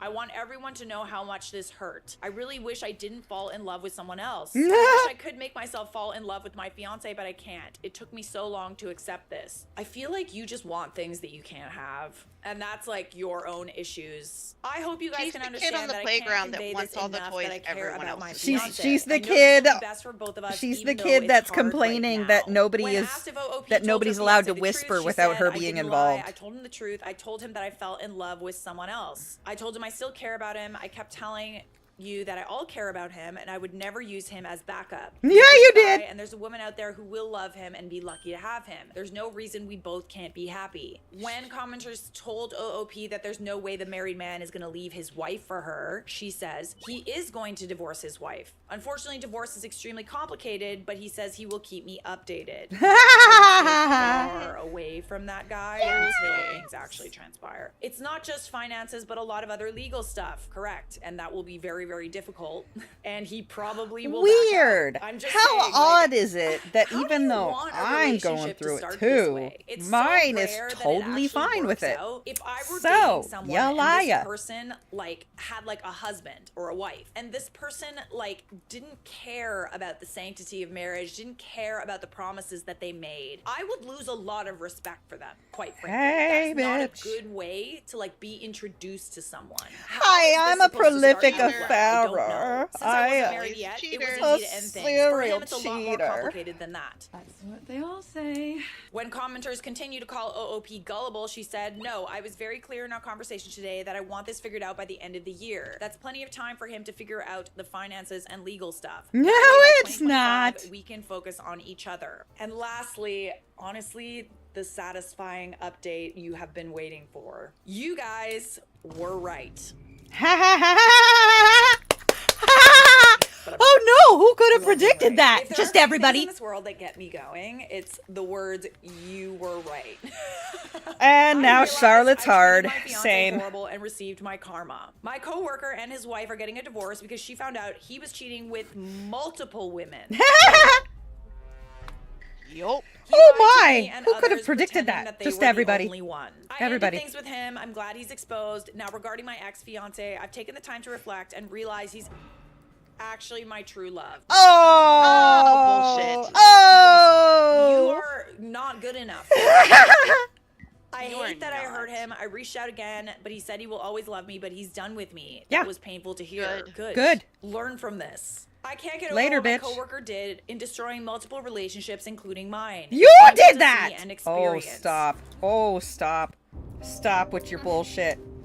Everybody else is to blame except for her. Oh, girl, stop your bullshit. Yeah, everyone else. is It's to blame one except thing for if her. you develop a crush on someone. Like if you think someone's attractive, like we all have eyes, right? You can be in a relationship and still, you know, kind of think someone that is attractive. Oh yeah, If I you're do it all the choosing time. to We let grade yourself just, things. like, He nudges fall, me and lets me know. It He's really like, "Ooh, is look a at that choice ass." at the end of the day. Nudging There's me. Ooh, always look gonna at that be, one. like attractive people out there in the world. There's always going to be people that are trying to flirt with you. It's what you do with those feelings and how you entertain them. I rub them that's- on arsenic. That stops the cheating from happening in the first place. She does. And I I do. wasn't clear, but I She's take into it. responsibility for my actions. Just because I'm condemning his disgusting and manipulative behavior doesn't mean I'm justifying my actions. My actions were horrible, but I've learned from them. Really? Which one? Which time? I The don't first believe time, you. the second I feel time, like or you the third might time? Eventually, Which multiple time do you? people's Which time? Lives were collateral in your decisions, poor decision making, and I hope that you learn now. I hope that you've learned that it's not okay and it's not worth it.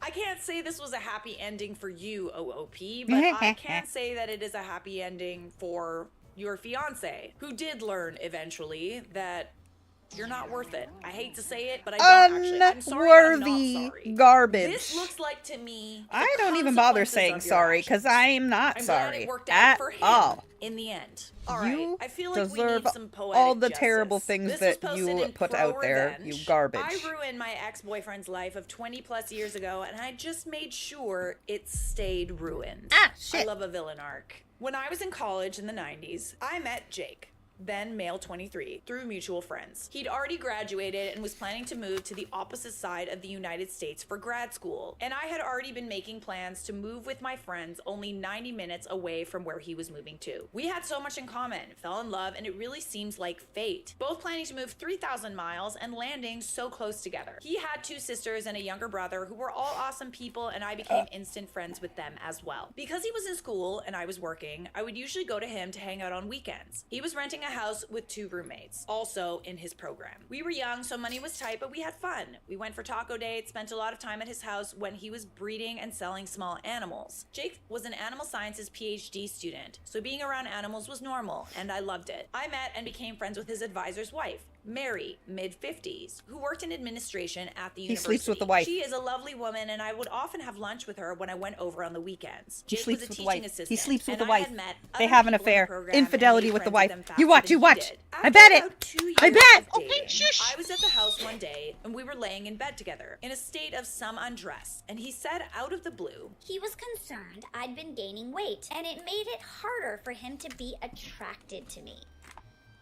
Oh, if you open it, you put the flower over no here. concern about my health. It was all about Oh. him finding me unattractive. I sat up and said, well, then maybe you should make sure there's better food for me to eat than crackers and cheese when I come up on weekends. Ooh, yeah, that'll do it.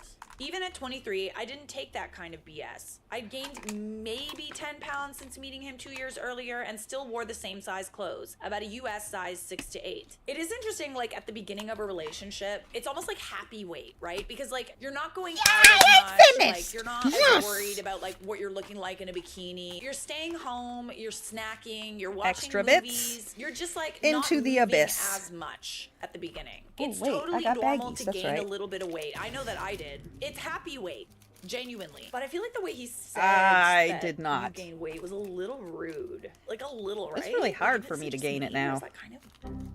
I wasn't going to engage in a fight about it after all. It was his problem, not mine, so I asked him calmly, so what's your solution to this? He stared at me blankly and said, Well, I guess that you should try to lose weight. and I said, nah, I'm not going to do that, so what are you going to do about it? He said, Well, I guess nothing. I wanted to let you know how I feel. and I said, cool, thank you. Put my clothes back on. Went to sleep and drove home the next day as usual. I feel like he is inadvertently telling you that it's your fault that he's cheating. Aw, yeah. Well, it's your fault because you let yourself go. It's your fault because you don't give Alright, me attention. here's the flower. Whatever they say. That was a warning, baby girl. We keep dating, and 3 months later, he called me and said he wanted to break up after close to 3 years. The reason, and I quote, You don't know enough about science. okay, yet another reason why he's trying to justify probably cheating on you and breaking up with And you. then He felt like he open it. couldn't have a conversation with me about his work where he didn't have to use common names for animals instead of scientific ones. Pretty. Stand up, Wednesday. Okay. Fuck. I said, well, that's bull. What's the real reason? He said it was the real reason. He came to see me a month later to return something of mine, and I confronted him, demanding the real reason. He finally admitted that he'd been seeing one of his undergrad students. Let's call her Meg, a 19-year-old. He So was 26 pretty. then, and her teacher. Oh yeah, no, that's like no, we could get somebody fired. For that. And let me guess, that's the purposes of this. Look at all the post. cool I little screamed windows at him and to shit. leave. My roommate threatened to throw him off our second floor balcony if he didn't go, and he left. It hit me all at once after he walked out, and I went from rage to stunned laughter. I met Meg a few times, and at one point she was at his house for a barbecue, and I spilled something all over her pants. Jake asked me if I could loan her some sweats. I couldn't because I was a size 8 and she was a size 18. Oh. Okay, so what happened to you not being attracted to him because of your size? That was a lie. It's always been a lie. Nothing wrong with that at all, but the point is, I realized he made those comments about my weight to try and get me to break up with him because he was a coward. Yeah, it could have been to like get you to break up All with right. him, and he was just The being a Legos are dick, done, but it so also could I'm have gonna been that he was switch trying to the justify rest of this why he diamond wasn't attracted painting. to you and why he wanted to like cheat. Okay. Anyways, I emailed his roommates. It was the early 2000s. It's how you communicated anything you didn't want to say on the phone. I wanted to let them know we'd broken up, and they were always lovely to me and thanked them for being friends. They both admitted they knew about Meg and were the ones ones to demand that Jake tell me or they would. That's when he broke up with me with the lame, you don't understand science excuse. One of his roommates, a super nice cute guy named George, offered to help me get a few things still at their house that he had collected for me. He suggested I come up for the weekend, we go out and drink and have a good time. All the things Jake didn't want to waste money on. And I said, sure. And now, George is putting it to me, and I like it. I went up and George let me into the house while Jake was gone. I took photos of all his animals because while I might not be a PhD student, I paid attention and knew he had an endangered species in his care. Oh. He wasn't breeding it. It was an unreleasable animal he'd taken in from a rescue organization. Interesting. There was paperwork he had to submit with a $25 fee, and he refused to do it, saying he didn't want the government in his business. I love that. Of that animal, all his Government. breeding Listen, and took listen, a photo of an animal. listen. If you have a telephone, or you're near a telephone, if you have any high bills, basic bills, if you pay rent, if you work anywhere where you receive a W-2, if you pay any kind of look, the fucking the government's already in your shit, buddy. Good, you're probably already microchipped, you stupid. Fucking government doesn't. What? The government is already in the know, bro. They listening. Like, what? You stupid. They've been telling you since the 60s they've been listening. The fuck? Jesus Christ. I can't believe you could say you're smart. The fuck? Out in the state, which was in a tank right next to a window and visible from outside. I'm a fucking Canadian, and I know the Americas have been telling you for years that they listen in on the phone calls and shit for trigger words. Drunk, and George practically carrying me. Ooh. I spent the night in George's room. Ooh, he was me a total too. Gentleman, but Oh, he made not sure to me leave though. The room and parade past them in his boxers a few times. Listen, we learned like 2 weekends ago that I am a deviant once I've had enough tequila. I mean, I'm a deviant anyway, but I'm a degen when I get too much tequila.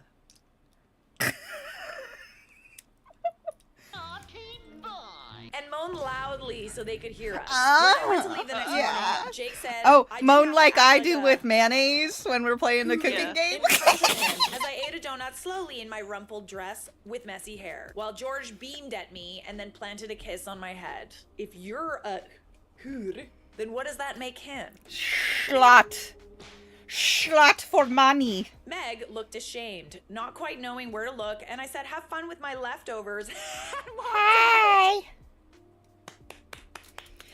Oh, wait. I got a story for you.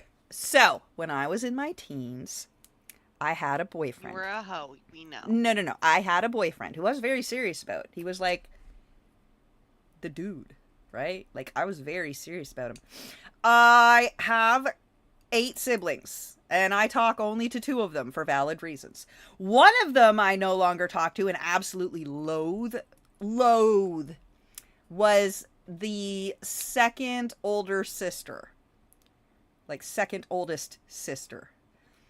So, this guy and I, we were dating for years and years and years, talking about marriage and kids and so on and so on. We were engaged at one point, and then he started like pulling away weirdly, and I was like, okay, maybe we need to take a break or something. Like, we were in the discussion parts of fixing our relationships. She showed up for a visit, and I found them when I got back from work, because I was working at McDonald's. I found them cuddling on the couch under my childhood blanket. Laying together, cuddling under the couch. Disgusting. And I was like, oh my fucking God, you're disgusting. And she's like, I can't help it if he's more into me than you. I'm like, do you like the way I taste? Are you enjoying my leftovers? I have been all up in every orifice of that dude. What is wrong? You're disgusting. Tell me if I'm delicious when you're done. And I took my blanket from them and I walked away. She didn't stay with him. They dated for a little while or whatever. She obviously didn't stay with him. And then after him, I was with somebody else from like 16 or 17 until I was like 26. And the oldest sister had gotten married, and I had to go to the wedding. And while I'm there, I was again engaged to this new person for years at that point. He had work out of town, so he could not make it to the wedding. The whole time she's like looking around, looking for me. She's like, "Where is he? Where is he?" I was like, "He's fucking working." "Oh, sure he is." "He is? He's working." "Sure, you're just worried I'll steal him too." And I was like, "You didn't steal the last one, but also I must be delicious if you're going for a second round of my leftovers." Wow. Am I quality control for you or what? That's gross. Seriously. That's gross. Do you ever look for one on your own, or do you just only want your siblings' leftovers? Do you want me to call the other sisters so you can get anything that they've been with? Because it seems like you're looking for a flavor profile specifically. That's gross. You need help. And then I haven't talked to her again since. I wanted to think the petty, loud hookup Gross. and a few juvenile insults was my revenge. It was She's not. she's Like, I into could the just tell by to the spiciness, crystal, like at the beginning of the and story, that like you ain't the gonna bad let this stuff. dude She's fly. got like 4 The next kids, day, different I had dudes. my photos developed. The good old days. And called the state office Fish and Wildlife. I reported the animals in the house, the potential overcrowding of breeding animals, and the 2 animals he shouldn't legally have. She did at some all modeling the in state, her and teens asked them and just how to thought make a her shit report. doesn't stink, but she turned into a methy. Jake wasn't well liked by his peers in his program or by his roommates, but I was. George had suggested that he and their other roommate could submit complaints to the university that a TA was sleeping with one of his students and showing her favoritism. Was it The me? night we were out at the bars, we Is made my sure to tell student the story to arsenic? 'Cause, yup, anyone I've slept who with they her knew. before. They made sure all women in his For class days, in knew fact. he was with Meg. It And wasn't a large showered program, with so her. people knew fast he had Jealous, cheated and aren't is you? now dating his student. You George should and be. the other roommate She's made very sure thorough. people knew they had put in complaints. If you ever need sick someone of to hose Jake's you down, entitled call BS. Arsenic. She'll With my get full in there. statement made and photos sent Whoa. to the state wildlife officials, I called my friend Mary, Jake's advisor's wife. She knew about the breakup and lame reason, and I let her know he admitted that he was gooing with a student. I'd been emailing with him and he admitted to it in writing, so I sent that to Mary. I To love say it she was when not they do happy about stupid in that writing. was an It's so understatement. fun. She said she made sure it would be investigated and told her husband, Jake's direct advisor, while I was on the phone with her. Speaking of investigations, a few weeks later, George called me, giddy, to say the Fish and Wildlife officials were there confiscating animals. He told them he would be happy to tell them whatever they needed to know. Meg was there when it happened and told the officials as far as she knew, all the animals belonged to her boyfriend Jake, and they were all legal. That put George and the other roommate in the clear. One animal was kept in the backyard, so it was implied to Jake that a neighbor reported it. While they were there to investigate, they knew to look in the back window to see the far more problematic, illegal to have in the state, under any circumstances, animal. Oh goodness. Since George was on the lease, he was able to let them in to investigate the house. The animals were all in communal areas, and the officers stayed there for a few hours and returned with a warrant to take all the animals and enter Jake's room to investigate. George and the other roommate let them into their rooms with no issues and were quickly cleared. Meg, apparently, couldn't get a hold of Jake and eventually drove to the university to find him. Remember, no cell phones yet. It was a good day. The only animals they left were some guppies in a fish tank. If cheating isn't reason enough, hurting all the people around you, blowing up your life, and like morals as well. If that isn't reason Morals? enough, make sure that you don't cheat on someone like this OP. None of these OPs have morals. Now, PhD What? students need grant money to do research, and a large part of animal studies funding comes from the federal government. We had just gotten an EPA grant right around the time when we broke up. So I called the EPA and asked how I would report that person with a federal grant who was being investigated for illegally harboring endangered animals. Long story short, he lost his grant and had to make restitution on what had already been used, which was close to $30,000. I am never gonna financially recover from this. He would never be able to get another federal grant. Oh goodness, you're going full scorched earth on this. Yeah, I called Snack earlier because, and I let her know that I learned some new California laws because I live in California. Law number 1. Did you know that there is a law in California that you are not allowed to wear cowboy boots unless you own 2 cows? It's also against the law to hunt from your vehicle unless you are hunting for whales. Yeah, you heard me. Whales. Whales. from your okay. And finally, right here in Los Angeles, it is illegal to beat your wife with a strap wider than 2 inches without her consent. Consent is important. This just California. And that's only 3 of them that I could not stop laughing about, and immediately I had to call her and be like, "Come craft, tell me more." So I texted that to obvious person, and the answer was, "LOL, how wide do you like your strap?" My answer, just under 2 inches. Cause then you don't need consent, right? That's what the law is. That's the law. That's the law.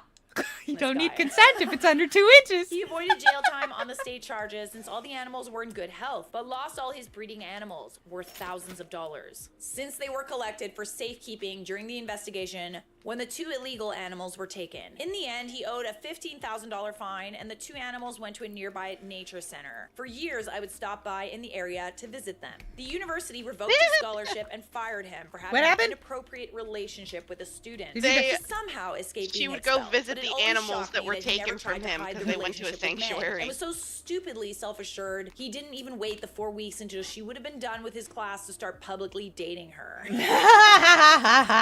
the university rules, he would have been in the clear to date her, not being her teacher anymore, and she would just have to avoid any classes he was a TA in. It never fails to make me laugh. After a few months, I emailed his sisters and said I missed them because Jake broke up with me after trying to call me fat and cheating on me, and I felt weird contacting them. The girls told me he told the family I broke up with him because of the distance. I forwarded the emails that Jake wrote after the breakup, talking about how he fell for Meg and he was sorry, but it was true. I couldn't keep up with him academically, and it made him attracted to Meg. For someone who claims to be on such a high horse, like, I'm too smart for you. buddy, you pretty sloppy.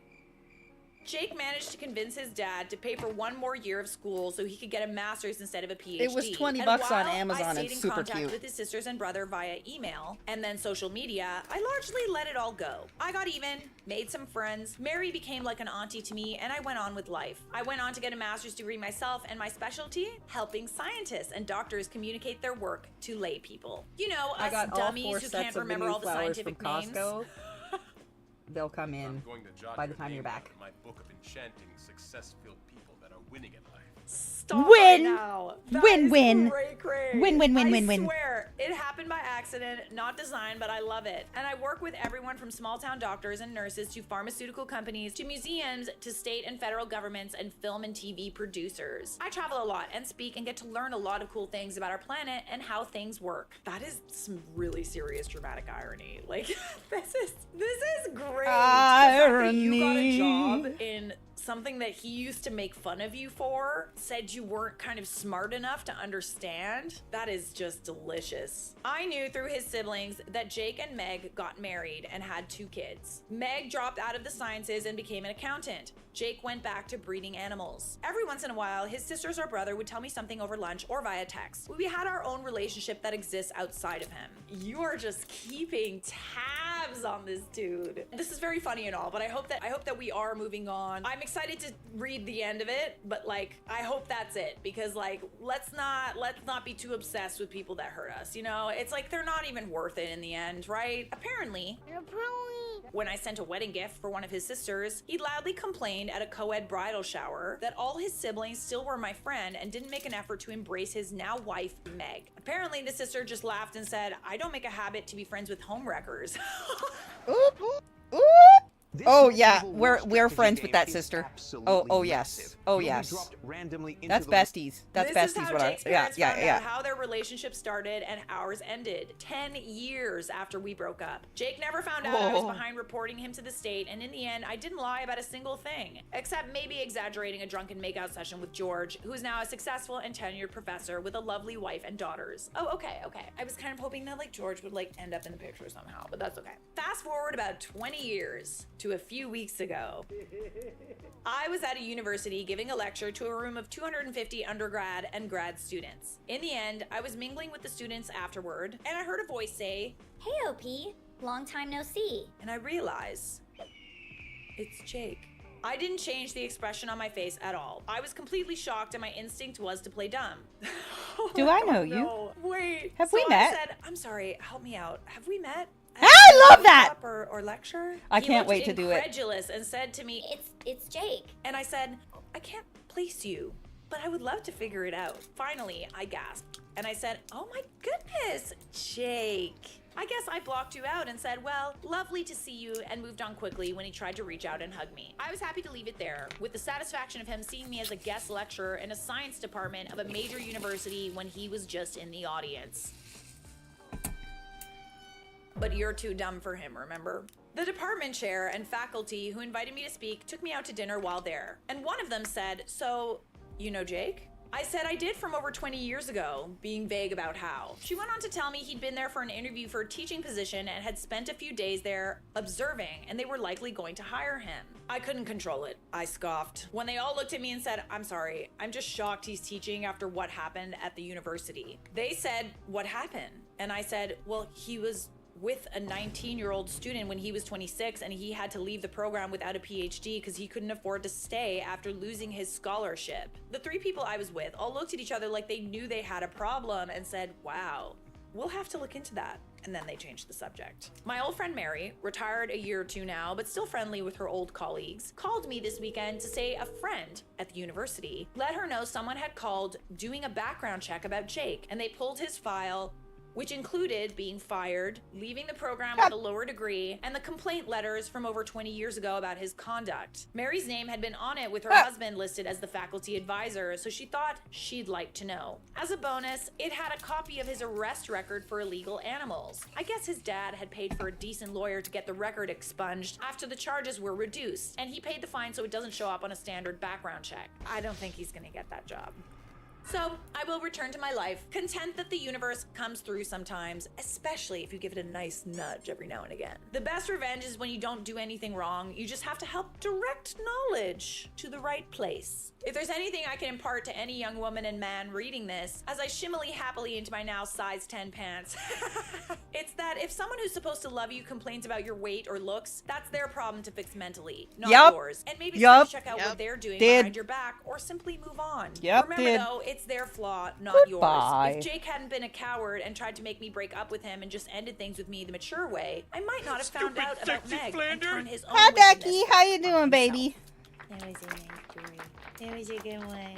Thank you for sharing. Loved every second of it. But, like, let's remember, some people aren't really worth all this, okay? The best revenge is success. And don't you forget it. Subscribe! I am I'm gonna head to subscribed. bed. Good night, I love you. So I'm going to raid into you. Am I the Oh, a-hole for yes. not writing vows for my wedding? Ooh. Well, we watched this. Welcome. We My watched that. girlfriend wanted an open relationship. So Thanks I for broke the up with alert, her. Ducky Doo. Now she wants to get back together. That's too damn bad! This was originally posted in relationship advice. I, 23 male, was dating my ex, 23 female, up until a month ago. We were together for 4 years before that. So before we broke up, she was acting distant for a good month. Then as of last month, she sat me down and asked for an open relationship. Sure, open the The door minute and those see words yourself came out, of girl. her mouth, I broke up with her. Yeah. That's a little gross. It's giving like I wanted to cheat and get away with it. Because that's what it is. I came into this relationship expecting a monogamous relationship, and now she wanted to change the relationship. I only want to be with one person. If we couldn't agree on that, I saw Everyone, no future. thank you so much with for the way she was hanging out acting with before me. this, I can't I trust am her. going And to even read if she you wasn't into acting Jade shady, and I wouldn't be Neko. able to trust her Please stay anyway for the for raid. suggesting She it. is Those are some awesome. reasons She is I funny. decided to break up with but her, even for you though guys, it might this seem week, stay harsh. wonderful, In my stay opinion, if awesome, someone wants a and I will relationship catch you like all later. that, the relationship Bye. should start like that. To be I healthy. Not will just dunk switch on to your partner games after years of eventually, monogamy. but right now I'm it's diamond giving- painting. I wanted my into eating. Arsenic Gummy Now Bear I'm raided your thinking channel she with was 24 trying to viewers. take her back, and that she didn't mean it. Every time. I feel like she got what she wanted and regrets it. I'm not sure what to think. Some people have been telling me that I acted too rash, and I didn't even give us time to work Hi, out, welcome and in. that I'm it sure you was have no idea who I am. Is this something I acted too quick with or not? No, I agree with you. I feel like those things have to kind of be discussed before you enter a relationship. Asking Right now I'm someone for an diamond open painting. I relationship, was like, doing years Legos. into I might the actually relationship loom. is just- This the it's blanket giving, I'm like, I wanna almost cheat, finished. but I don't want to lose this relationship. It's so long and heavy. Okay, so we do have an update. I got Oh, it's two so balls. pretty though. I Two thought I would balls give an update left. since people DM me to post And then one this when is I the next I one didn't with the expect to teal. I update got this the soon, electric though. one. I After split the posting difference and between the expressing way to too people that light I and the had way a too suspicion dark she and got cheated this on one. me, I couldn't 'Cause I get couldn't the nagging remember. feeling out of my head. I didn't want to know at first, but decided to go digging and ask mutual friends what X had been up to that month that she'd gotta been wind acting those balls shady. up. Like I always say on this channel, I am if you're in a only relationship needing with to someone, wind you're kinda 4 seeing of them. someone, the I minute they reverse start to half kind the of pull balls back so that and it does a feel that nice energy ombre shift, blade. there's someone else. I know. I You didn't make expect one of her beautiful closest things. friends. I to make spill nice beans, balls. But she did. Yeah, you like my balls? What kind of Yeah. beans? I do. Are we talking like They're so beans and fuzzy. tomato So sauce? soft. Like I like them a beans lot. and maple syrup? soft. Like what are we talking? Listen, What I kind of like beans. My I love suspicions were beans. correct. She had been cheating on me with a mutual friend's cousin. Pretends to be shocked. I decided to message the guy on Facebook. When All I right. messaged him, Well, he wanted me to don't meet stay in up too person, so I terribly met him at a late. local Why? park. It ain't When like I I'm got there, sleeping. he apologized. I got and nothing he else explained to do. everything. How he didn't know she was in a relationship, All right. and that Bye, day love she you, bye. called me Bye, wanting love you, me bye, back good is the day he night. found out and broke it off. There it is.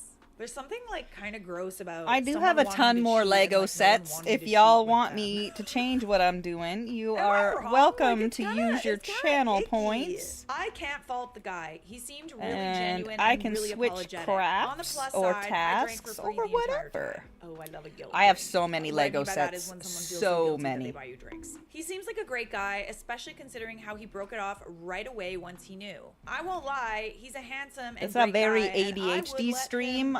There's a lot of stuff always going Oh, on. giggity goo to rub it in my ex's face, lol. Oh my goodness. Oh. At least I have a bit of closure now. I blocked my ex on everything and I'm gathering her stuff. She's left here to mail it to her so she doesn't come knocking. It's taking a lot of power not to leave a note in the box along the lines of, Mark seems nice. Too bad you lost him too. I mean, I wouldn't hate you if you did leave that note. It's a little Okay, petty, we're but done it's with not, like, number too 10. petty, you know? I feel like you That's don't what number have this to, is. like, seek out a relationship with Mark, but I think it would be funny if you guys This is my were container friends. of diamond dots. I kind of love this one. Usually the person unhappily agrees to an open relationship. The suffer through shiny open ones, relationship for a 'cause they're while, or always end up different finding numbers. Someone else when forced to go outside of the relationship. This guy knew himself enough to just straight up All dump right, her upon hearing the 28 proposal. is the last Yeah, number I on mean, this one. I've heard a lot of stories about people who were asked for an open relationship through their partner, and then they like kind of go through with it, and then the partner ends up regretting it. Like that's also Hard fun. ways. But like, why go through that? You know, the person is literally asking you if they can be polyamorous when that's not what you agreed to in the beginning. If there was like a discussion, like a mutual discussion, you know, like let's spice up the relationship a little bit. It seems very one-sided. The 'Cause it open is. relationship thing. 'Cause it so, is. Like, why? Why? Why put yourself through that, you know? We got some more cheating drama for you, and trust me when I say it's spicy. I, 35 male, cheated on my wife, 36 female. She left without telling me anything. How can I get her back? That's your best sale. Okay. I know, I'm aware of my faults. I know I screwed up. She and I had something beautiful. She's still the love of my life. We were together for 10 years. I'm a dirty hoe. dating How do I and fix 8 that? married. But I What? made a huge mistake and I cheated on her. It was just once, just one damn time. So, one time too many, loser. Okay, let's not minimize what we did. I'm already sensing some minimization. You complain about the life that you chose. You are not a victim. Once is still enough. Emotional cheating is also enough for someone to get mad. Texting someone with the intent to cheat or just to see what else is out there is also enough to end a relationship. Somehow she found out. Oh, I never somehow. know because I haven't been able to talk to her since then. Okay, how she found out is immaterial.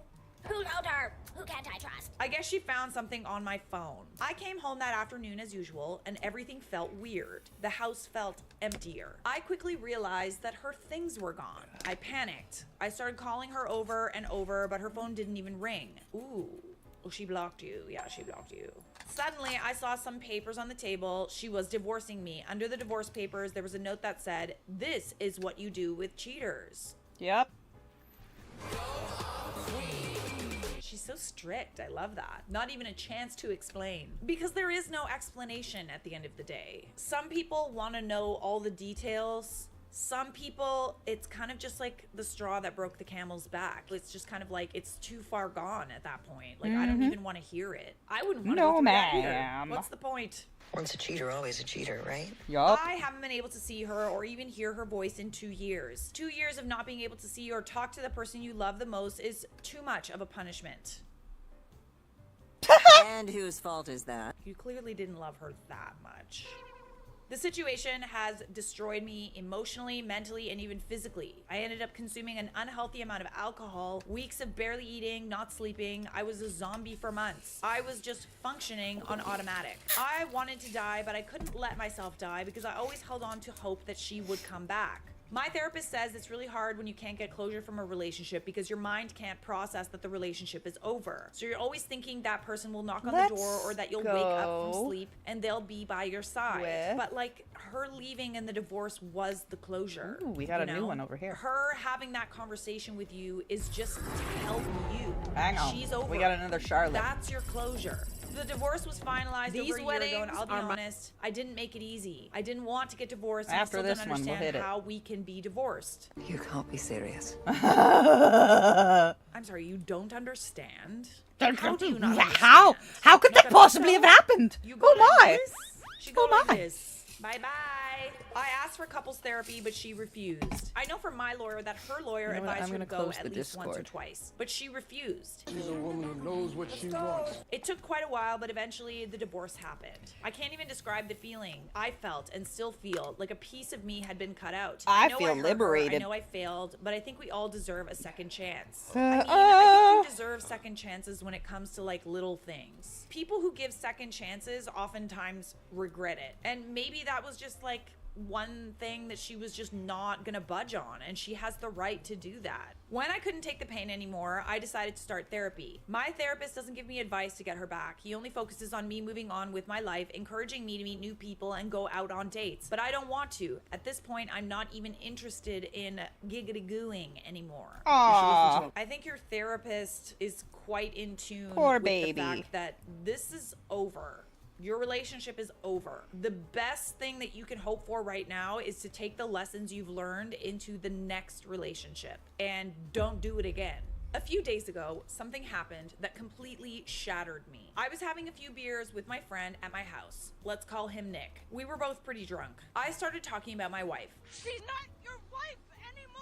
And then he said to me, "You should put more effort into getting over her. She's over you and having a happy life away from you. You should do the same. You can't live in this self-pity all your life." So even your friends are telling you. Something in his words hit me, but not the way he expected. He spoke with a lot of confidence that my wife is over me and happy now. Yeah, I mean, it's been 2 years. Like, how does he know that? At this point, I got angry and started pressuring him to talk. He refused. I pressed as hard as I could. I cried. I begged him to tell me if he knew something. Yeah, she's with someone else. I wouldn't be surprised if she was either in a relationship with someone else or if she's already married. I needed to know something about her until he finally told me. His wife has been in contact with my wife for the last year. She's not your wife. They were great friends, and I remember Sabrina, my friend's wife, being very sad about losing contact with my wife. The thing is that my wife went to live in Norway, got married to a guy there, and is about 7 months pregnant. Oh, wow. Oh, good for her. I love this for her. I'm not gonna lie. Like, I feel like she did the healthiest thing for her, and she moved on.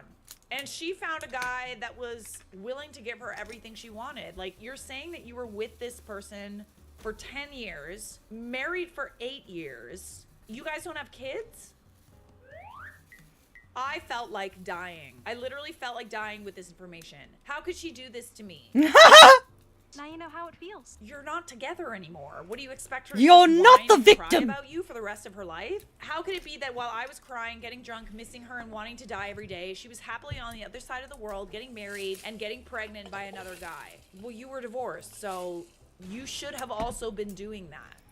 How could it be that she didn't have a child with me in many, many years, to the point where I thought she was infertile, but she got pregnant by this new guy so easily? Okay, I guess that answers that. Where did this guy come from? I have no answers for absolutely anything, and I feel like I can't go on with my life without these answers. The only thing I can think of is that she had revenge giggity goo with the first Norwegian guy she came across and got pregnant and decided to keep the baby. Oh my god, get over yourself. I mean, 2 years is a long time. That's plenty of time to meet someone who actually, like, she's probably a catch, realistically. Like, she's strict. She ended the relationship when she knew that that was not what she wanted, and she moved on. A person like that is gonna sift through the bad stuff quite quickly and find the right guy.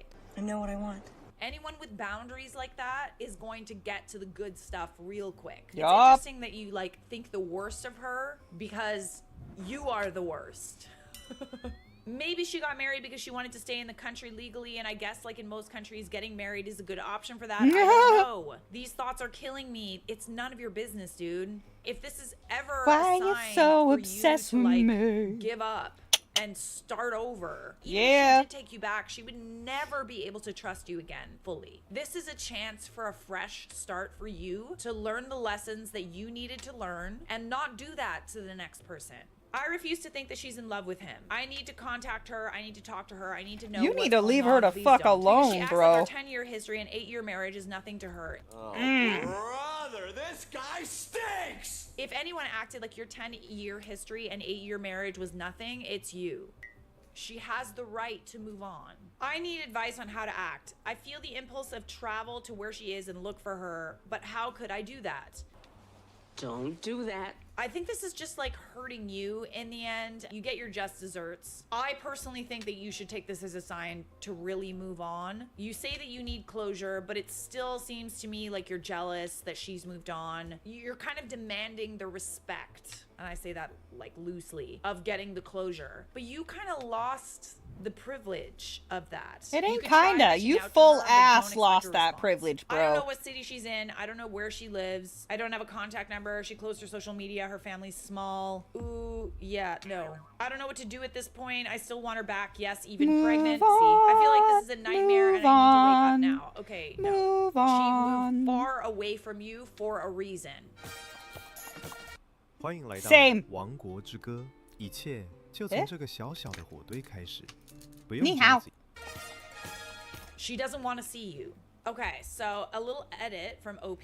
I read almost all the comments, and when I say almost all, I really mean almost all. It's hard to process all the crap that's been said about me. I feel like you guys forget that you're talking to a person, not an inanimate object. I think you know the answer as to why. Cheating is like a horrible thing to do to someone, and the fact that you don't realize how horrible it is like kind of messed up. I thought I might find more empathy by sharing my story here. Just 2 people feeling empathy toward me, and their comment made me feel better. I'm not looking for validation or for anyone to say that's that what I you did just was said. okay. I know it's not, and I have to live with that daily. I will try to respond, but of course I'll never be able to respond to all the comments. I guess none of you know what it's like to have a broken heart and not be able to You get over a broke. person. Oh God, you broke it. You broke that. It's called consequences. A mirror Again, let's will not play the always victim have here. cracks. If anyone had a broken If heart you in this broke it situation, and put it was back your together, life. it's never You're going to be getting the same. consequences It's of your always going to be actions, cracked. But like, let's not lusted it. forget what we did to deserve that broken heart. Same with glass. Relationships Everyone are assumes fragile. she's happy Once now. it's broken, I don't know. I mean, how do you know? That's I haven't it. seen her in 2 years. I can't have any idea if she's happier or not. It's none of your business, dude. Being pregnant doesn't mean she's happy, and neither does being married. We really don't know the circumstances of this if she marriage. wasn't, she'd get a divorce and Okay, she wouldn't be pregnant. this is- Duh. Getting obsessed. Maybe Duh. she got married because she got pregnant and felt alone in a country where she has no one and she is just holding on to the other guy. Of course, I blame myself for this. This wouldn't have happened if I had been a better person or a better husband to her. But unfortunately, I can't change what I did wrong. The only thing I could do is try to make it up to her, but how do you make it up to someone who doesn't want to give you the chance to do so? You don't. Yo, Some fuck people off. said she doesn't owe me a second chance. That was hard to read, but I understand maybe she doesn't have to. OP answered some comments. I want to know who you cheated on her with. It was a random woman that used to go to the same gym. Nothing important. It didn't mean anything, not for a second. I was just being an idiot. It was Okay, so important didn't mean enough to anything put it in there. you, but it did mean something to your ex. If only half the people on Reddit had the self-respect your ex-wife has. And that's what I said about her having boundaries. Like, having boundaries also means having self-respect. Having self-respect led her to finding someone who does respect her. OOP responds, I don't blame her. I understand the pain I caused her, but I also think there are many couples who go through this and move on, especially when it was just one time. Are you starting to get it now? Nope. To kind of like just allow people to have a second chance, I think more often than not, people make you regret giving them a second chance. Always. And this was one hill that she was willing to die on. And maybe that's why you cheated. Maybe you thought that it would never be this bad. Anyone who's watching this, who's ever thought about cheating, don't. Take this as a sign. It might not mean anything to you, but like, it does mean something to the people that you cheat on. So same post 2 days later. Regarding the update, the first thing I will say is that the post reached some people in my circle. Sabrina's sister is on Reddit and she knows the story and realized it was me. She told Sabrina. Sabrina is angry at Nick for revealing information. Nick is angry at me for posting on Reddit, and because he says I pressured him to talk. I am angry at both of them for just being two a-holes who watched me suffer for 2 years and decided not to help me. Help you what? It's over, dude. They didn't care about my marriage. Why should I care about their marriage? Sabrina could have given me my ex-wife's phone number a long time ago. Why But she decided to would- prioritize her why friendship would with my she? ex instead of helping two friends mend their marriage. This whole thing, all of this, it's all about me. Okay, this is exactly why she didn't give you the number. You're being kind of weird, man. I wouldn't want to give you a number either. Meanwhile, no one cared about my feelings. I'm done with them at this point. Okay, again, you're victimizing yourself here. These are the consequences of your actions. Poor OP kinda baby. goes on to say that he's like cyber stalking now. Found a picture of his ex dressed as a bride hugging a guy. If by any chance this post reaches my ex, I want you to know I still love you. You know where to contact me. If by any chance this post reaches the new dude, I want you to know the only reason you have a chance with this woman is because a big idiot halfway across the world completely ruined it. You most probably met a woman who was probably very broken from her divorce. You took advantage of her situation and trapped her with a baby. You don't know how to play fair. Sabrina and Nick, F you. Okay. I think that we should be listening to everyone in your life, including your therapist and including all the people on Reddit. Stop obsessing. It's over. Take what you learned from this experience and never do it again. Don't know what else to tell you. I'm not giving this guy any more airtime. My female 24 boyfriend, male 27, cheated on me. And my friends and family say I should forgive him. We've been together for 4 years, and I honestly thought we were perfect for each other. A few days after our first date, I broke my leg and tried to end things, thinking it wasn't the right time. But he insisted on staying by my side, driving me around when I needed a ride and helping me through that difficult time. From that moment, I knew he was special. He always had been reliable, caring, and someone I could trust completely. We've always gotten along so well. We believed we were best friends and soulmates. We talked about our future, and I was so happy thinking he was my forever. While I was on a family vacation, my iPad broke, so I borrowed his. One night, as I was trying to sleep, the screen lit up with an iMessage notification. It was from one of his female friends, and I realized he deleted their previous messages. My heart sank. Then I saw her text. She missed him and wanted to hook up again. He responded by telling her to politely not text him anymore. I was in complete shock. This felt so out of nowhere. We'd been happy, everything was going well. Why would he do this? I've never once doubted him, never imagined he was capable of something like this. Instead of enjoying my holiday, I spent it feeling broken, confused, and consumed by the thought of how this could have happened. Like, genuinely how. Looking back, thinking, where did I mess up? Let's not blame ourselves here. Sometimes people are just greedy. Alright, When push I it came down back, for I met extra up with him. force. He looked disheveled, skinnier than usual. He had dark circles. I hoped he would confess, but he acted completely normal, loving, affectionate, Next. just like always. I This is felt the last sick, one of the knowing set. He had touched another woman. And Knowing this man then- who'd always been so good-hearted and caring had cheated on me. It We was have- unbelievable. He asked me to stay over, but I made an excuse saying I wasn't feeling well. And the worst part, He immediately worried about me, checked my temperature, asking how he could help, offering medication, still being the same caring man. These three! Kind of like that We theory still have where these when a three man, sets gets to you, like, go. a really nice I mean, gift, we're not it's gonna like do a them cheating today, gift. but probably. We But don't want to have to second guess when our partners are never nice to us, hand but, like, your sometimes, not always, 7-year-old the behavior of them, like, going your over phone and above is without masking something else. having They're double overcompensating verification for something. And know what you purchases, think. because then He's you'll still the end up sweet, with kind person I've always known, $150 which of makes diamond it harder to paintings that you don't process. like. Even if I still love I don't him, like still diamond feel painting. disgusted and heartbroken. But now, The whole I got all this interaction was shit. confused and unsettled. Somebody gotta So do I it. left. On So Thursday, this I is told me. him I wanted to talk. When we met, I told him I knew about the cheating. He broke down crying, something I've never seen him do. He apologized over and over, saying it was a mistake, that he never meant to hurt me, and the guilt has been eating him up. He didn't know how to tell me. He told me he hasn't been able to sleep or eat since it happened. He admitted that she came onto him and he was weak and gave in, regretting it afterwards. How did we survive the crash through this shadow and ice? Every step through the snow was a battle we fought together. Beep. He said since then she's been harassing him to sleep with her again. Any He didn't know updates how to from tell the me. doctor? I forgot to mention he was drinking and under the influence when he said weak. The whole thing was so uncomfortable. I'd never seen him break down like that, and he's the one who cheated on me. This confused me further. I hated seeing him this way, so I told him I needed some time to think about it. I reached out to my friends for advice, and they were all just as shocked as I was. They couldn't believe it and kept saying he's not the type to cheat, that he must have made a mistake, and that I should forgive him because he's the first guy to make me truly happy, and how they think we can get over this. They all had an excuse for him. I mean, is he that great of a guy if he was willing to do that? Is being drunk an excuse for that?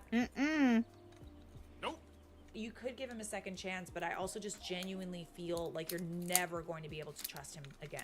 And honestly, kind of shame on your family and friends. If I found out that, like, someone cheated on my friend, I'd be like, Parking lot. After school. It's on. when I talked to my mom, she was shocked too. But then she said, you know how men are. He loves you. He deserves a second chance. No, he don't.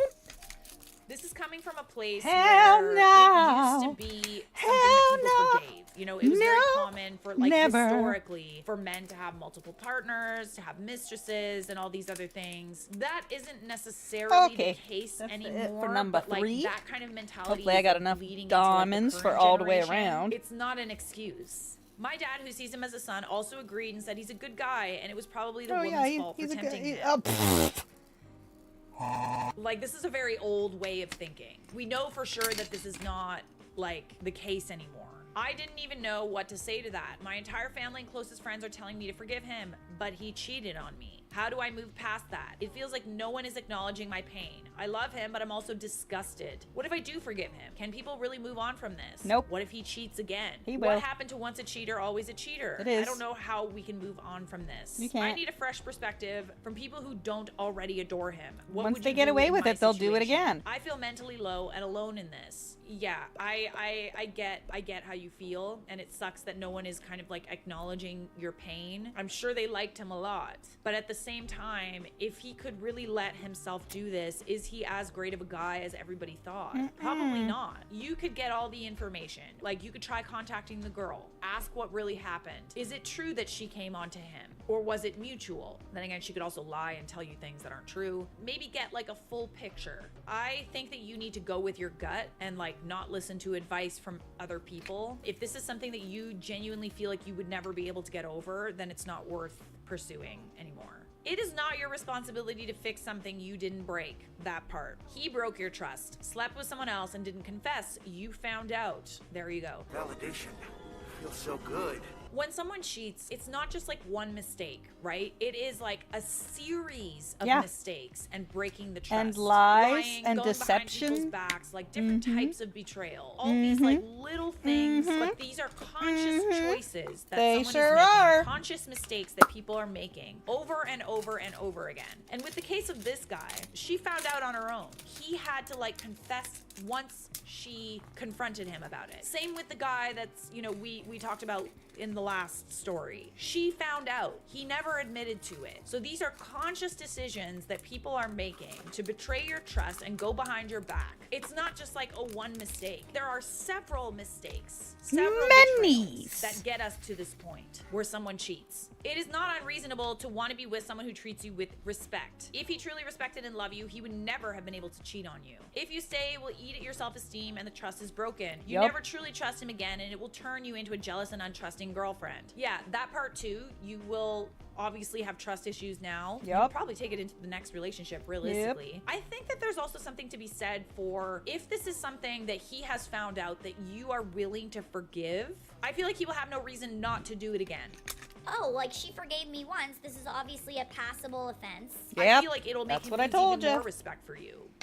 No one wants to be that, but that is who he will turn you into. Personally, I couldn't ever forgive a cheater. Once a cheater, always a cheater. He's weak. He gave in to a friend hitting on him. He will give in again. And you guys aren't even married yet. You know, like, marriage is great, but, like, you know, if I'm not mistaken, it gets to a point sometimes where 15. the marriage gets a little boring. 15 years. People are seeking excitement, and you have to consciously water that lawn, the, like, relationship, marriage lawn, to, like, not want to, like, seek outside validation. So if he's willing to cheat before there's ever a marriage, I don't really think there's much stopping him from cheating when there is a marriage. He didn't make a mistake.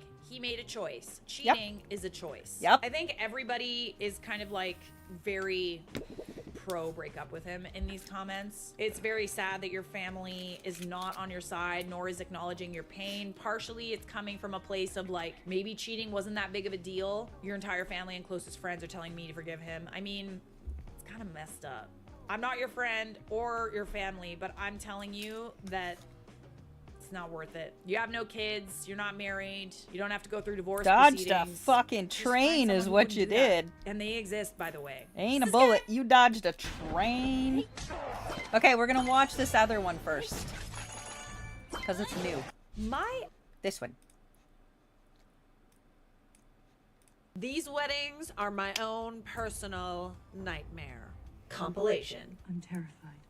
I purposefully ruined my cousin and ex's wedding, and it's brought me a lot of happiness. I once looked up to my cousin. I thought he was a great guy, and we were close, like brothers.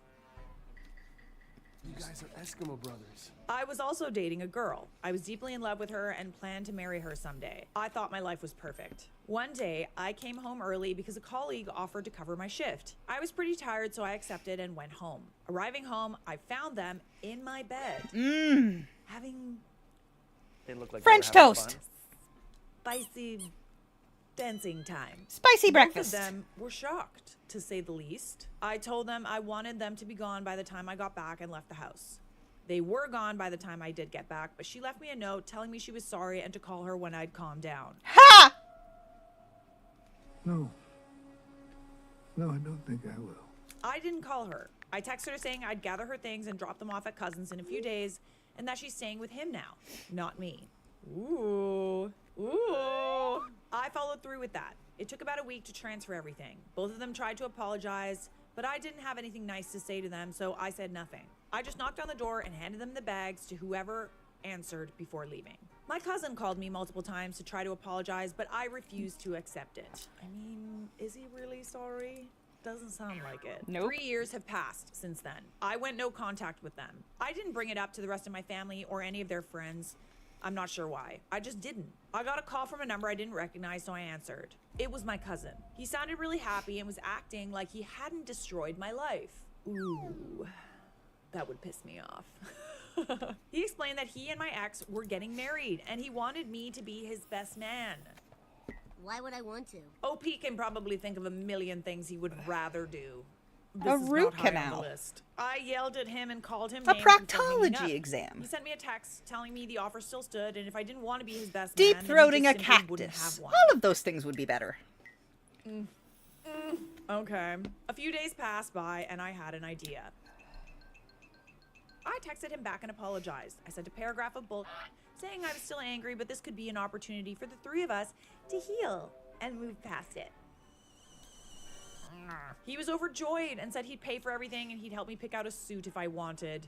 which I accepted because I sure as scheisse wasn't going to spend any money on his stupid wedding if I could help it. Das a scheisse, okay? Das a major scheisse. You make a poop in the party. The wedding day came. I had spent the week prior writing a speech, putting all the negative feelings I had Mich bottled up over the Puppenstank. years into words on paper. Ooh, yeah. See, this is a bold move. Participating in cheating and then asking the person whose life you ruined to give a speech at your wedding. That's kind of Bold. like with a server Bold. that handles your food. The wedding was pretty good. I'm sure one of them has some nice, well-paying job or something because they must have spent a decent bit of money on this wedding from how nice it was. Our entire family was there, as was a decent chunk of my ex's family. Eventually, the time came for my speech. For those who are just listening, Charlotte just made her scary little gremlin face. I just remember feeling really nervous as it built up to it, and my voice kept faltering when I was reading it out, but I didn't and still don't care. At least I got it out. I explained what these two horrible people had done to me. I called them the worst names I could think of and wished them the worst. I wish you well. In hell. Then I left. I was expecting some kind of dramatic moment from all the gasps of shock and all that, but there was none of that. Everyone was silent. It's because everyone probably agrees with you.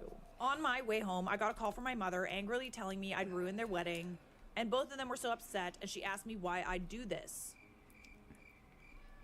'Cause I can think of a few reasons. I told her that they deserved it for fun. what they'd done to me, and everything I'd said in the speech was true. 'Cause I She wanted kept to. defending them, so I swore at her and hung up. Since then, I've gotten several calls and texts from others in mine and my ex's family, angry I ruined the wedding. I also received a few texts from people who were there, being supportive and telling me they were there if I needed to talk. I'm not sure if I feel better having done this, but it did bring me great catharsis when people were telling me the wedding was ruined. At least now they've felt, at the very least, a fraction of what they made me feel. Just a little edit to address some common questions. As far as I'm aware, the rest of the family wasn't aware of her cheating on me. They likely knew we were dating at some point, then we weren't. I mean, yeah, you never really talked about it, and I can't really see her being very forthcoming about that. Doesn't really make it look very good, does it? Oh yeah, I'm dating this new guy. It's actually my ex's cousin. And like, you know, we started seeing each other while me and my ex were still together. We cheated. No biggie, but now we're getting married, yay! Yeah, that didn't happen. I've learned from previous stuff that I can't rely on family for any kind of support. So I've been on low contact with them since I moved out of my parents' house, which is why I didn't mention this to anyone in my family. A lot of people are also asking for the speech transcript. I wrote it in a Google Doc and read it out from my phone. The delivery was kind of lackluster. I sounded like I was gonna cry and tripped over my words, but I managed to read it all out. It isn't verbatim what I said, but it's very close as I was reading from this as a general script. Oh, we've got the script. We have the script, my friends. Whoop. Why am I nervous? Like, I'm a little nervous, guys. I'm excited. Wait, okay. Read it, girl. Hello, everyone. I'm not very good at public speaking, so apologies in advance. It's an honor to be at this wedding, and it's an even greater honor to be the best man. I was shocked that I was even invited at all, since the last time I'd spoken to the bride and groom was when I found them in my own bed. Ex's name was my partner at the time, you see, but I don't think she got the memo that when you're dating someone, you don't F their cousin in your partner's bed. And it wasn't like cousin's name didn't know we were dating either. Who knows how long this slimy, bad word for lady parts, was giggity-gooing her behind my back. Weeks, months, for those unaware, X and I had been dating for 2 years. I loved her with all my heart and was actually saving up to get a proposal ring.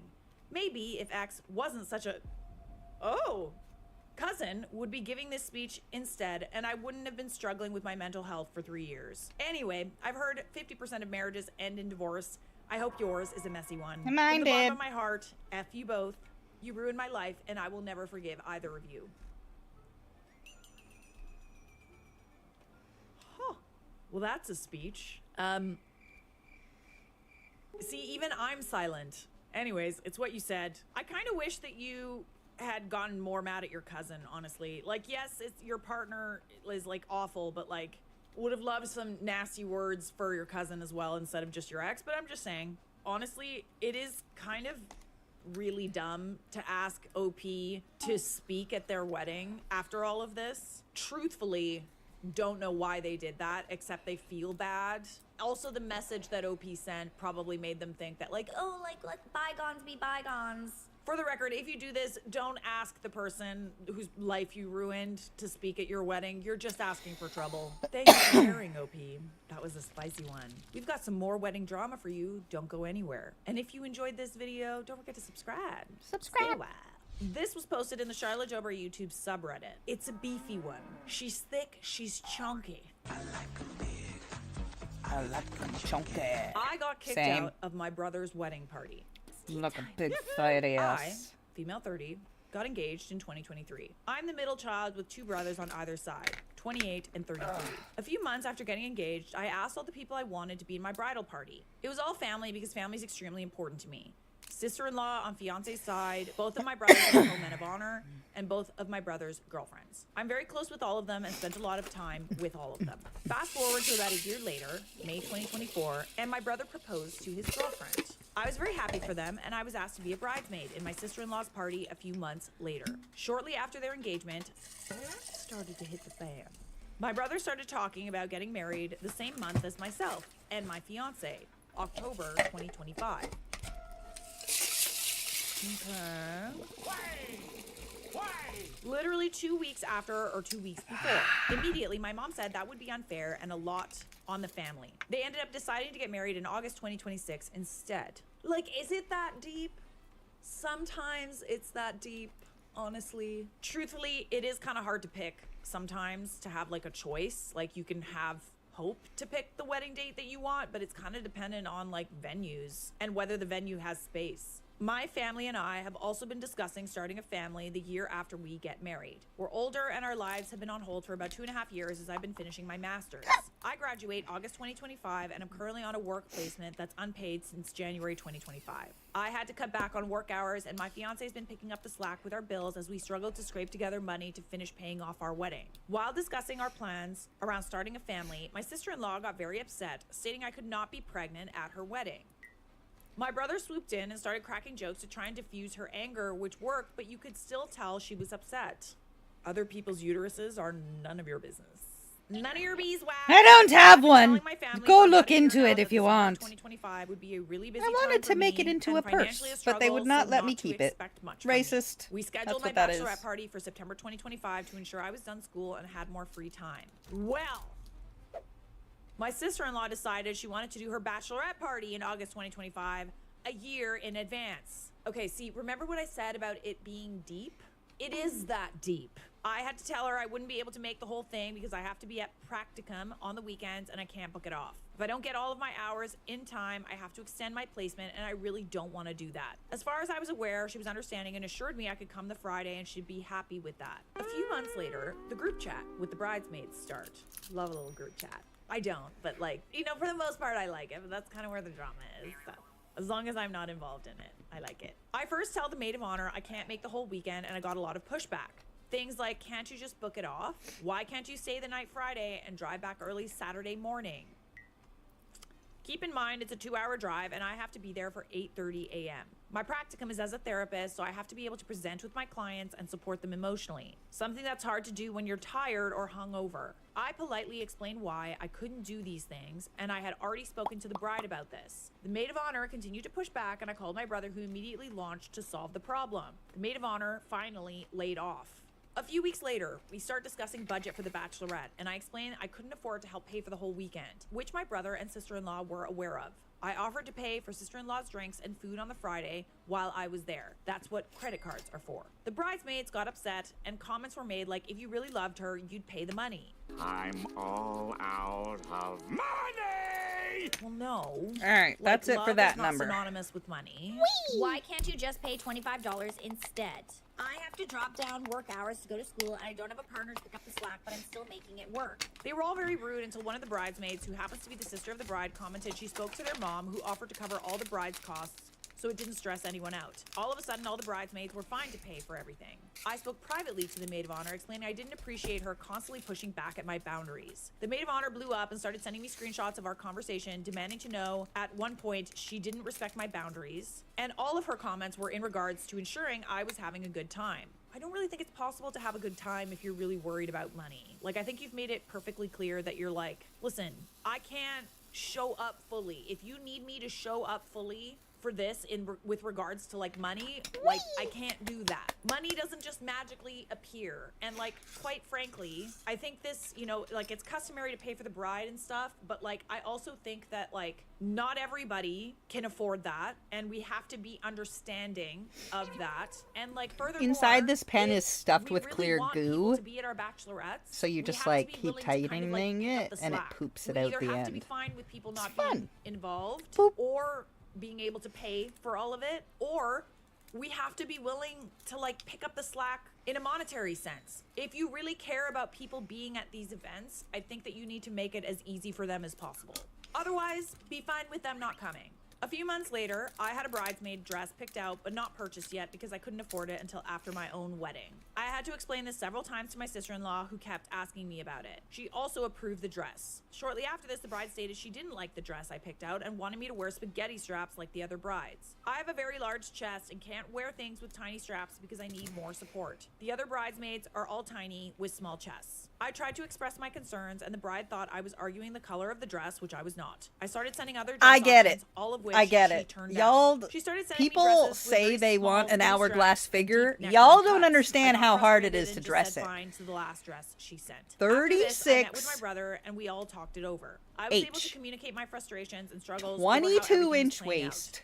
I left that 40 conversation feeling something, really I think it's good. 42 or A few days later, 44 sister-in-law sent hips. me a letter I'm indicating hips and she wanted me to chest. step down because I couldn't offer them my Chest. undivided time and attention that they Waist. needed right now. Hips. Okay.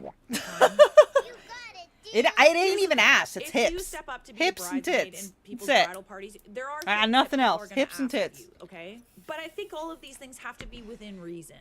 This was in April 2025, over a year away from their wedding.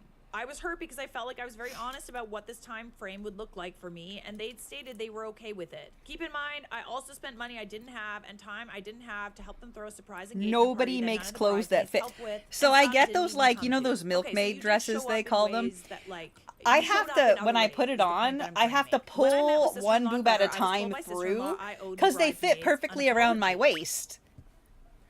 For what? But I can't get What the for? twice the I size couldn't tell you, chest she never through it. specified. She also told me they have high expectations of their Mhm. wedding party and the time and money It that ain't gets fun. devoted It to their ain't wedding. easy, Saying and this it while is also very not putting in the expensive time to and dress effort she it. should have So to be don't in my look own for it. wedding. Don't try to get it. It ain't good. I was told it was better for me to step down because of the tension in the party with me and the other bridesmaids, and this would create too much stress for sister-in-law day of the wedding. My brother made a comment that indicated he was not part of this decision and disagreed with it, but had to have his future wife's back. My If I fiancé, want who my is butt to encouraged fit and in my respectfully backed down jeans, to have it will my not back, fit my which waist. You can imagine very much like my sister-in-law. Your actions have consequences. So I have to get Best the ones part of that this fit my all, butt, is and then I get the sister-in-law's waist mom taken now wants in. to wear a white dress to But their then wedding. I can't pull them Sister over is my getting a hips. divorce and doesn't want sister-in-law talking about her wedding right now. And her friend wants to celebrate her birthday at the bachelorette. Oh, she's gonna love that. My family's angry about what happened, and none of them are talking about their wedding with her anymore. This wedding sounds like it's going to be a dumpster fire, and although I'm hurt about being kicked out, I'm glad I can sit back and watch it without having to deal with it directly. Yeah, honestly, at this point, it's kind of not your circus, not your monkey. And like, the fact of the matter is you were the scapegoat. We called with them this particular squirrels. issue, but they're just gonna move on to someone else. You know, it genuinely is not. But I do this love that crazy phrasing, in not my terms of bridal circus. parties and Not my weddings and drama monkeys. all the time. Like, don't get me wrong. There's a lot of drama at weddings, speaking from experience. But like, I didn't have a wedding. tend to find that like Didn't have a if honeymoon, we're didn't have setting a the wedding, tone for got the married at a drama, courthouse. it's gonna keep coming up. So people in the comments are kind of saying like, obviously your sister-in-law was in competition with you. I mean, like, that's why I say, is it that deep? Yes, it is. My sister-in-law she's was the one really that picked nice. this She wedding was the so only one soon, I liked. knowing that you weren't going to be able to show up because you have your own wedding. It doesn't surprise me, but anyway. So we do have an update. We do. So I just had my wedding, and my sister-in-law was pretty great. She was supportive, helpful, and kind to everyone. I started to wonder if we had maybe come to a better place until a few days ago when we were at a family event. My aunt asked her about her wedding party, and the summary of what she shared was that it was a mutual decision and implied I never had been asked to be in the wedding party because I was too busy. My aunt pushed a little, and her story shifted to that I may be pregnant and could be nauseous or tired. She didn't want me to be uncomfortable, but was planning to ask me to be a blue person. The f is a blue person? I'm afraid I just blew myself. Which is someone who In still Canada, in Ontario, we have purple people, and it's the Queen's students, Queen's University. Go to rehearsal, dinner, etc. It's the Queen's students literally painting themselves full body paint purple. Now, where I'm confused is and I they're was told back a bunch in of March, one of the yahoos. reasons she was kicking me out was because of the conflict between me and the bridesmaids, and she wanted a calm, relaxing morning, not people uncomfortable around each other. Yeah, that's a good point. Why does she want you there the day of? Can tell you that, like, most of the time, brides do not want, like, animosity in the getting ready process. You know, it's like, we need, like, calm, we need Prosecco, we need good vibes. I'm surprised about this. I'm also feeling like, I don't know, maybe she, like, doesn't have anybody else at this point. Maybe she ran out. Is it possible? Okay, I might be reaching here, but, like, is it possible that, like, other people have kind of dropped out and now she needs you back? Anyways, okay. Now I'm hearing she does want me there, which tells me that was never actually one of the reasons she kicked me out. I haven't asked to be a blue person yet, but I have been asked to wear blue to the wedding. No thanks. Is this after you already bought a dress? I personally want to directly ask her about all the changing stories and say no to being a blue person when she asks me. I also want to actively not wear blue. I think it's unfair she did this really crappy thing and is now acting like it never happened. But if I do anything to stand up for myself, I know I'll be painted as a villain in this situation. If someone kicked me out of their wedding, the last thing I would want to do is now show up and be told, like, where to go and, like, what to do and, like, be needed in that regard. Because it's like, no, dude, like, you already said you don't want me involved. Now you're, like, probably needing someone there. I fail to understand why she just needs all these people around her to do all these things at all times. Like, I'm just... I cannot stand people that are not independent. Like, I just cannot stand it. Okay, let's see if there's any clues in the comments. This isn't complicated. If asked, decline. If asked to elaborate, do. This isn't a court summons. You aren't required to say yes. I try to do it calmly and as non-confrontational as possible. Yeah, I mean, very good point. She's not the queen, and she's not, like, you're not her lady in waiting. And by the way, congratulations on your wedding, OP. I'm glad it went okay. Oh, interesting thing to note. OP updated in the comments. She showed up to a wedding barbecue my parents threw for my husband and I before our wedding to bring both families together, wearing a sweater that indicated she was a bride and engaged. It felt very pick-me energy. We do have another update. I know. I told you. She's a chonky one.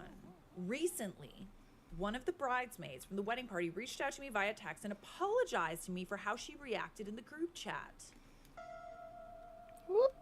It was over a year ago at this point, and I was genuinely shocked to see the message, but also not surprised. More recently, our paths have crossed in a role where I hold little more power than her. I won't say exactly what, just to protect people's privacy. Despite me holding a little more power, her apology was very sincere, respectful, and kind. She acknowledged how her words could have hurt me and how she should have acted with more empathy for my situation. Shortly after our text exchange clearing the air, the maid of honor reached out and also apologized, prompted by the other bridesmaid. Her apology was less sincere feeling. It came across more like focused on how it was a hard time for her and she did her best. Her actions were not reflective of who she was, and she knows she's better than that. It briefly acknowledged the hurt she caused, but barely. It felt more like I should clear the air because my friend did and not because she felt she did anything wrong. I acknowledged her apology, but didn't offer her one of my own, like I did for the other bridesmaid. My apology was focused on how I could have been more assertive versus aggressive around setting my boundaries. I wanted to make it clear that I did nothing wrong with setting the boundary, but could have been a bit nicer in how I did it. And even then, I think I did it pretty nicely. Well, that's good. I mean, I think it's important, even if you're, like, not sorry, I think it's important to I'm never sorry. Concede in a way. I'm really just not. To, like, bury the hatchet, whatever. I feel like there's two things happening. Y'all, you know how to not ever need to be sorry? Don't be a dick. It's a conscious choice to be a dick. It's a conscious choice to be a good person. It's a conscious choice to be positive. It's a conscious choice to be negative. You choose what's coming out your mouth. You do. You choose what's coming out your mouth. And if you don't want bad karma out there, because that's going to get you back bad karma, because duh. Karma is not a bitch. She's not. She balances the scale. It can't be all good. It can't be all bad. Everything in the universe must be balanced. or it goes out of control. Like if you don't have bees or, you know, bugs, then you don't get flowers. Then you don't get, you know, fruits and veg. You get what I'm saying? Everything must balance. So if karma's a bitch, put more good karma out there and you'll get back more good karma. Like, do good and you get back good. Just open the door for somebody, you know? Give a smile. Like, it's not hard. Somebody being a dick to you, just say, you know what? In your head, you must be going through something. I hope you have a better day. I hope you have a better whatever. I'm sorry you're going through something or whatever. That sucks. Have a great day. You don't have to you don't even need to elaborate. You don't even need to say anything. You can just smile and walk away. You choose to react because they want you to react. They want the reaction. That's why they tell you something heinous or something crazy or whatever. When somebody tells me when something's going on with them, something like crazy or bad or trauma or whatever, I will offer if I have one, similar situation that I went through and how I handled it. I am not competing at all with them about what's going on. Some people do. They like try to, you know, well, this was worse. I don't do that. I give you my reference of something similar happening to me and how I dealt or handled with it in a way so that you could possibly use that / tips and tricks for your own situation. I am not competing. I am trying to help with my crazy, which is a lot of crazy, to see if it will help you with a lesser crazy. Who knows? But I don't compete with people over trauma and problems and things because everybody goes through shit in different ways. Everybody processes in different ways. But at the same time, I don't need to go out of my way to be a dick. Even when I'm having a bad day, I'm not an ass. I will still say hi to people. I will still smile. I will still talk to the fluffy butts, any doggies. I look for something to be positive about. Literally. It can and does get worse. It can and always will have an opportunity to be worse. So when it ain't, try your best to live it up. Like, it could be so fucking much worse. So much worse. So never think that anything is so bad that you can't process it. You got this. Bad things happen so that you grow and learn, right?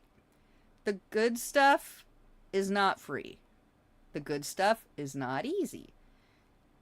It's the stuff you got to work for that's worth having and worth keeping.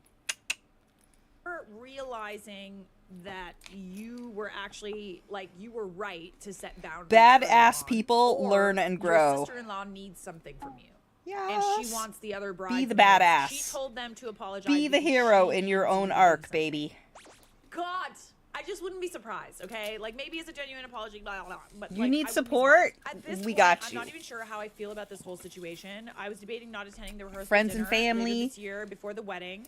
As one of the I reasons had my sister-in-law crippling. cited I for have keeping me severe out was anxiety the and heat depression. between me I've and had the it since I was bridesmaids would make 8. her feel uncomfortable day of the wedding. But We I were all had, in the same after room. my She daughter, didn't want to feel uncomfortable on and around her wedding crippling day. postpartum. For this logic, I was debating not attending the rehearsal Crippling. dinner, citing her Were reasoning it back not to her. for Now, I obviously y'all, my can't use buddies that, given on it Twitch will that tell her we supported me, cleared the and air. literally That's anime. what I'm saying, though. I'm saying Literally. that because she wanted you to clear the air because she needs something.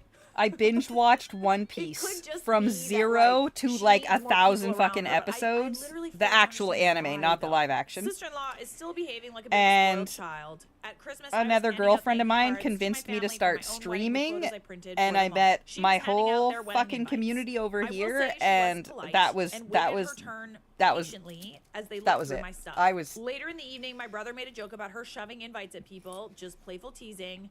She said in a whiny voice, "It's my turn."